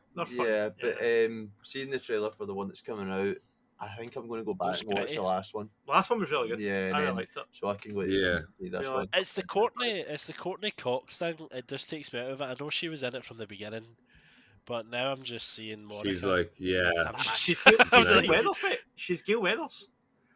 Channel 5 News. The one thing. Oh, don't mention that. Andrew Callahan's apology video went up, and that wasn't good. Oh, really? Yeah. Yeah. Why do you watch that after this? So the thing about Scream though is the Neve Campbell absence. That's the thing I'm a bit worried about. Neve Campbell. Yeah. And I feel we like were talking about it. Is that a Scream movie? You know what I mean? They were talking about it on the Weekly Planet, saying like, "Oh, well, maybe this is just like a ploy to pretend that she's not in it." But it's like, I hope that's so. pretty bad form because they're saying she's not going to be in it because women aren't paid well, and if it's just some kind of like, "Oh, I was just joking." I actually personally am getting paid quite well for this film, so it's okay. Yeah, she. So I like. Is the 4th one came out there? Last year. Fifth one. 5th. Fuck. 5th, yeah. So I think I were talking about this before. I only saw up to the 3rd one back in the day, and then 3's garbage. 3's terrible. Is it like Voice hidden? changer? No. Where you could just sound like Don't anyone. they always have it? No. No, There's like an extra voice changer. The old voice changer. Yeah, like there's a bit in the start of the 3rd one. It's a bit with Liv Schreiber's running through the house, trying to get to his girlfriend because he knows that like Ghostface is in the house with her, right? So like at first it says Liv Schreiber and he's like, "Let me in, baby, it's me," and whatever. And she's like, "Okay." She unlocks the door and then Ghostface is there, and Ghostface chases her through the living room, and then she manages to barricade herself in the bedroom or whatever, and then he does it again. He's like, "I'm just wearing a costume, baby. I'm just playing. Let me in." And she's like, "Okay." And you're like, "What?" It's so bad. It's so shit. I want his connection. Like he was just accused of the murder in the first one because he was sleeping with her mother or something. Yeah, he's sleeping with her mother. He gets accused of it. He goes to jail, and then he gets released and writes a book, and then eventually gets killed in Scream 3. All right, then they kill him. That's not nice. Yeah, it's actually Scream 3. Yeah. Because there's always a big death at the start. He's big death at the start of the 3rd one. Yeah. What was I going to say? Yeah, so I'm just like, was it in 4 then Hayden Panettiere, the one from Heroes? Panettiere. Yeah. I just thought that was kind of funny because she's done well. Actually, no, she was doing some like bullshit soap opera, but she seems to just be in these ones now because she was in the previous ones, or she was big when 4 came out. She's back in Scream 6, but I was sure she died in Scream 4. I need to rewatch it, I guess, but I thought she died. But apparently not.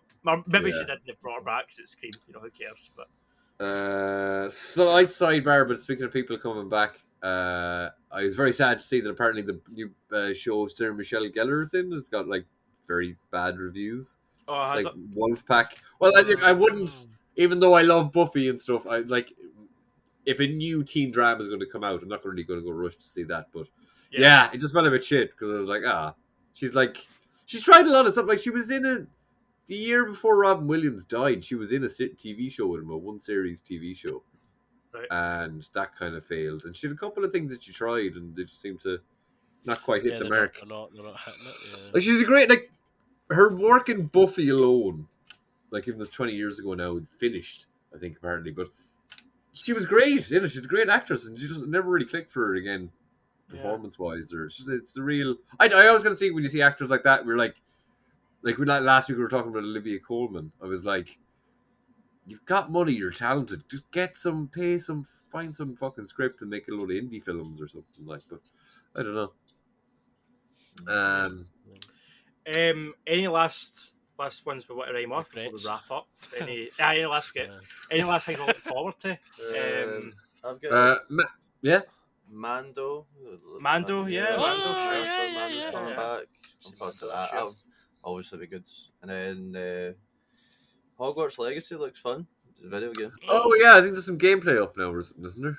Yeah, I'm not the massive fan of Harry Potter. I think it's just, and there's a lot of controversy around that game there as well, which is kind of interesting, because it's mental. It's all to do with the J.K. Rowling anti-trans thing, and she basically said on Twitter that if you buy this game, you're supporting her beliefs. And then the guys She says. The game, yeah, she said that. Like, she's like, if you buy this game, then you support my mentality. And then the guys that made the game came out and were like, we have nothing other than it being her IP. We have nothing to do with like her mentality and stuff, and they had to distance themselves. So, there's Jesus, I didn't know that now. There's shit going down on Twitter right now about whether we should be supporting the game or not, and all that stuff. All right. Graham Linehan is apparently doing a stand-up show here in Ireland. You know, he went that way too. Yeah. Shook his hand once. I wish you could take it back. Oh, really? Yeah. I just saw him. I was like, oh my god. Like, absolute genius, and then he does that. Just what a letdown, man. He had so much goodwill, and he burned through it all. Like, she was fucking wife left him. Like, IT Crowd and Father Ted are so beloved, and then they just MacBooks. And then he chose to die in that hill. His whole vibe, people loved him. People absolutely loved him, and he's just. And now he's arguing on TV shows about medication that children are taking and all that shit. Anyway, let's not worry about that. Yeah, fuck him. Creed 3. I'm looking forward to Creed 3. That looks fun. Yeah. Jonathan Majors. That's out soon, isn't it? March, I think. Yeah. Michael B. Jordan's on SNL like just this weekend gone. Oh, is it? Good fun. Yeah. Mission Impossible is this year. I'm looking forward to that. Oh God. Tom Cruise is buzzing off a Top Gun, so let's see even what though shit.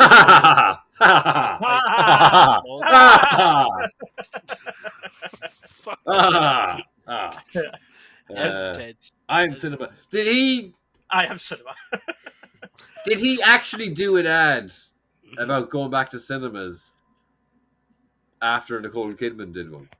Oh, did they? I don't know. Is there not something about him, like, maybe, I can't remember if it was the Weekly Planet lads just taking the piss, but I kind of felt like he maybe did something, or maybe it could have just been a bit they had where they're like, he sees Nicole Kidman doing that in the cinema, so he has to outdo her, and he's like, I'm also... He done a thing when he jumped out of a plane and he was saying thanks for supporting cinema. And that was that. Yeah, that's it. Maybe that's it. While he was like falling through the air. I just got death wished. Like, he's not a happy individual, that man. A guy from my work told me a story about Tom Cruise. This last summer, and his sister was in the Lake District down in England, and they were doing that. They were walking up one of the hills there, or like a mountain or whatever. And a helicopter. They were chilling at the top of the hill, and then a helicopter came in and landed on top of the hill, and Tom Cruise came out of the helicopter, and then they were like, "Oh my God, it's Tom Cruise!" And apparently it was really nice. Said, just talked to him. And he's like, yeah, I'm just, I don't know what he was doing in England at that point, if he was doing shows or whatever. But then took a picture with him, said hello, blah blah blah, and then he jumped off the mountain and like paraglided off. Really?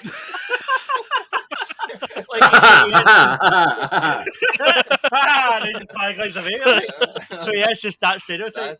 That's just the way he lives his life. It's just insane. There was no cameras, nothing. It just felt like a helicopter right to a mountain and just flew away. Jumped off.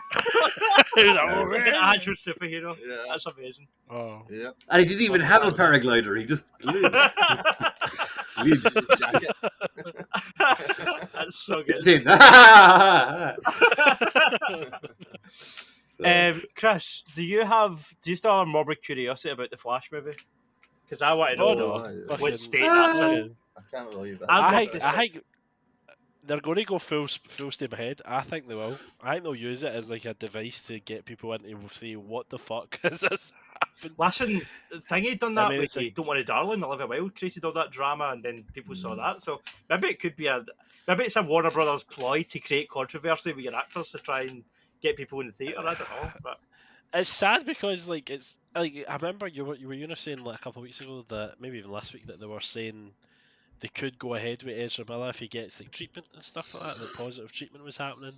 yeah, I don't know if that was nonsense. If they're saying that if Ezra responds to like the rehab and I think community service or something as well has been levelled. So like if they do all that shit, then they'll be like, yeah, you're fine. But I feel like it's just too far. The public opinion is gone. Like, court of public opinion, Twitter and stuff. Like I don't think there's any clawing people it back just at think, this point. he's went to one of these rich fancy rehabs where he's got all this nice stuff for him, and then he's got off. Apparently, as well, like that was the thing. Was there not a sentence handed down to him, and it was something super light. It was like 2 weeks of community service for, and he like terrorized 3 people in their house or in their hotel room or whatever broke it was. into somebody's house, didn't he? And he got like 3 weeks like picking up rubbish outside the motorway. It's like what? Yeah, really, I think what'll happen. What might happen is it might go a bit quiet now, but when the film actually comes out, that shit's going to come out. That's what people are going to be talking about. People will probably still go see it because it's Batman's in it. Or is even like I can't imagine Keaton's removed because there's that whole extra thing with one of the Flashes has a Keaton suit that's like a Batman suit that's spray painted. I think Keaton's been removed from Aquaman. I think that's what happened. Okay. And replaced with Affleck for some reason. With Affleck, yeah. But as you said, who knows at this point? They might take them both out. They might put them both in. Who knows? Like they don't know. Well, well, is it James Gunn? I don't know. He might do something interesting. I don't think James will. Gunn. Here's my theory. I think James Gunn has put these movies out to die. I think Shazam, Aquaman, and The Flash are just going out because they've spent a shit ton of money on them. They've been in development. Let's just get them out and see what happens. They're like the Fox films after Disney got them. Yeah, and I think going on, it's just going to be who gives a shit. Let's just go forward. But come here, wasn't he supposed to fucking make an announcement by the end of January or something? No, or is it? I thought it was January. He said on Twitter that we would be hearing shortly. I don't know if he gave an actual date. I can't remember. I thought it was by the end of this month. Maybe it was, but I don't know.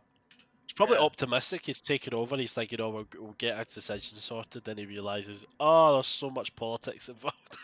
There's so much money that is going to be wasted if I just remove everything. But you never know. I hope he doesn't go like I think Peacemaker was great. It was a wee bit too comic-y, but I liked it.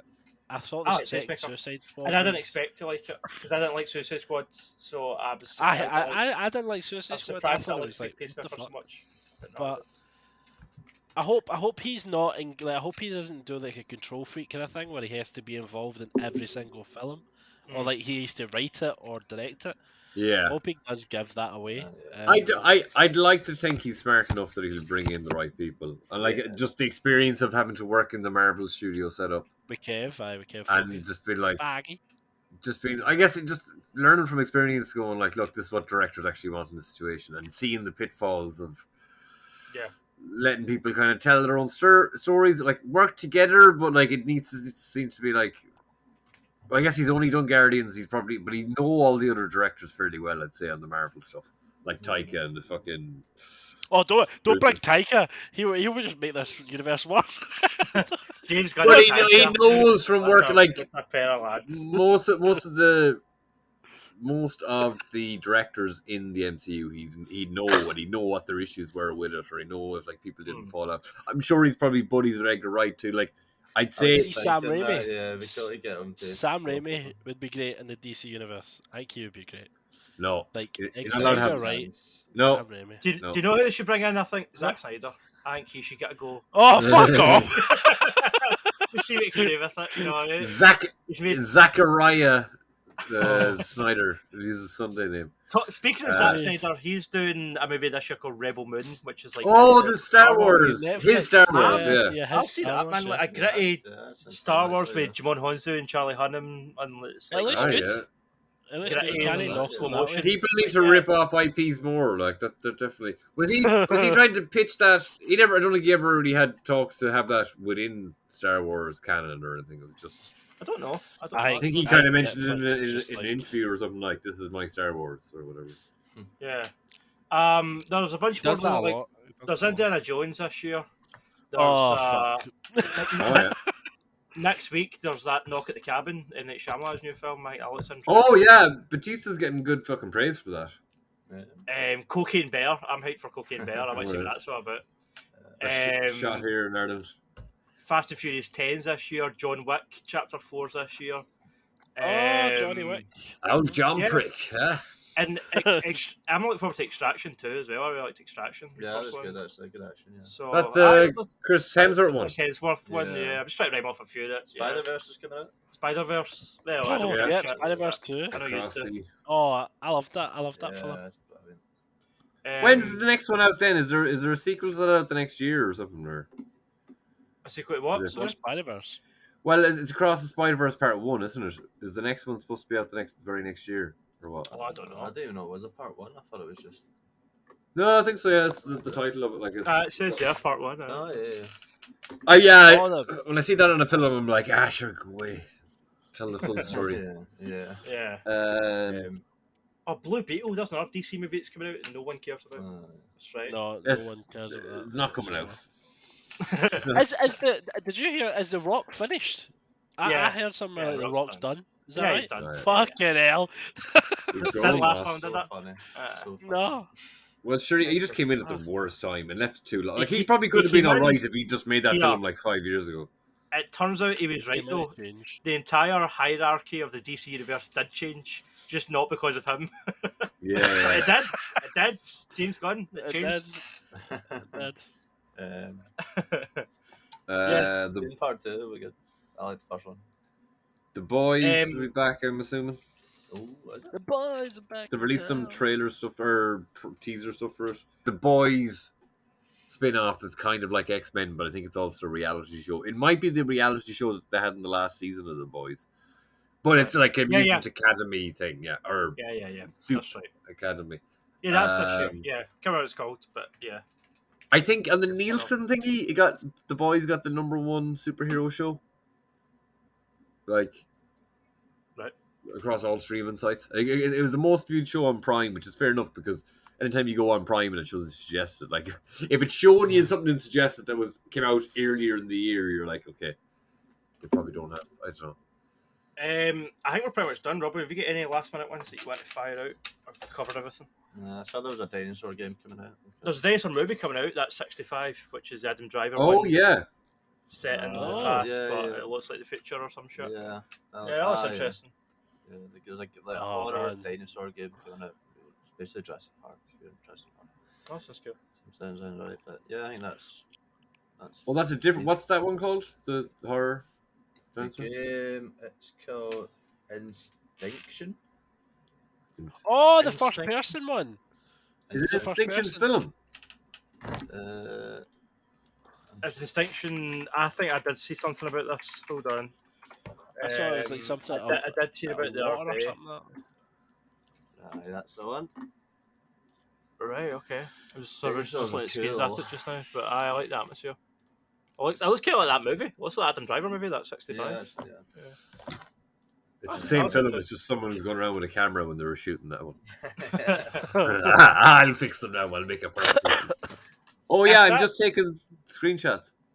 If that's all we've got in the barrel, then I think we should wrap up and we should ask the good folks at home. What are you looking forward to in 2023? Drop us a comment and let us know if there's anything we missed at your films, TVs, comics, books, whatever. Music, whatever. Say something. Say something. Comic. Please.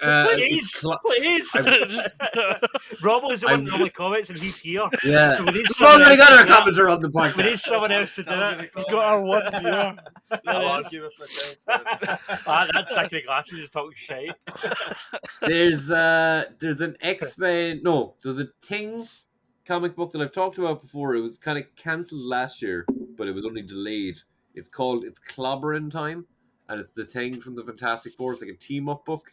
So I think it's going to be like Hulk, Doctor Strange, Wolverine, and there seems to be a lot of kind of like... It seems to be a lot of like bombastic action mixed with like some weird body horror with the Thing and all his rock. Cool. I've seen the thing where it's like all of the individual rock pieces of him are just kind of coming off his body, and he's got flesh under there, which is kind of people don't That's know. cool. That's an interesting. There's a story there from like a year or two ago where he fought the Hulk, and they kind of made a point of it was a time when the Thing bet the Hulk, but when he beats him, he just gives him like an uppercut, and all of his arm shatters off, and it's just like pink. Yeah, it's but the way this even, like, if you look it up, it's clobbering time. You see the Thing has like fucking just cuts into his rock and stuff, and yeah, so I don't think it'd just be a bit of fun. It's coming out March, I think. I don't know when exactly. Is it fleshy? Is it fleshy underneath the rock? Very quickly. Like, I know. As I scales, like, what's going on? Do you know when you mentioned it? I felt like I'd see District 9. Have you seen District 9? Yeah. When he pulls off the cast, and he's a little bit of that kind of stuff. Let me see. Let me get a quick that bit in Game of Thrones where he's curing over the Grace, the rock stuff. Yeah. Yeah, that was nasty. Coming out let me Rocky see pus. if I can get a quick snap of it. Chris, you alright? Oh man, You're in a bad place. Sent me down a bad place. I need to look up like beautiful butterflies or something in Google Images. Okay, let's show you a little bit here. So, don't. Oh, that's cool. Oh, it's not bad. there's other stuff though. There's one where, like, I don't know, it looks kind of like when you see Venom being hit by a sound wave thing where he just freaks out. But like, see all the individual pieces of rock there. Yeah. They're all, every single one of them are kind of like levitating off the body, but there's just like a slimy bit of flesh hanging underneath it. So it just looks like, I don't know, it's kind of hard to describe, but yeah, it doesn't look too, like, I've seen worse body horror, like the Immortal Hulk book, which is fucking diabolical, but yeah, looks pretty fucking fun. Yeah. Other than the things, body horror, stones falling off. Yeah, let us know what you look forward to in Get your rocks comments.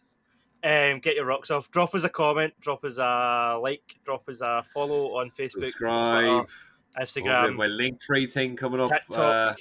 Jerd's sorting all the social media stuff. Jerd's on TikTok. I'm going viral on TikTok doing dances. No. Yeah, Jerd Noise or Jerd_Noise on TikTok. So I'm trying to get into that and just making like stupid little videos about this. I did a video for the social media, I'm sure. That's not really. And am I right? So you might be doing something with the New York episode? Yes. So we recorded a New York episode ages ago, a long time ago. But I have only just gotten editing software, and I'm not used to it, so it might take me a little while. I have to try and get my biggest blocker at the moment is getting the pictures off my phone onto my computer, so I can kind of splice them into it and stuff. But yeah, hopefully there should be more video stuff on the social media pages and my TikTok and that kind of crack, and some clips of this podcast. I remember, but Dan, did you not fuck off halfway through that? Like, you had to I had to go pick up Courtney. Yeah, it was like 3 in the morning. He's been until I was a late night episode, that one. Yeah, I remember late night. But yeah, like, subscribe, comment, play, comment, do other comments. Just do whatever. Comments. Yeah, you can split your comment up into little comments by just comment multiple times. All the thing is one letter. Cheers for joining us. All the best, and see you on the next page. And Daddy's got a brand new SmackDown. Daddy's got a brand new SmackDown. Good to have you, Robbo. Cheers, guys.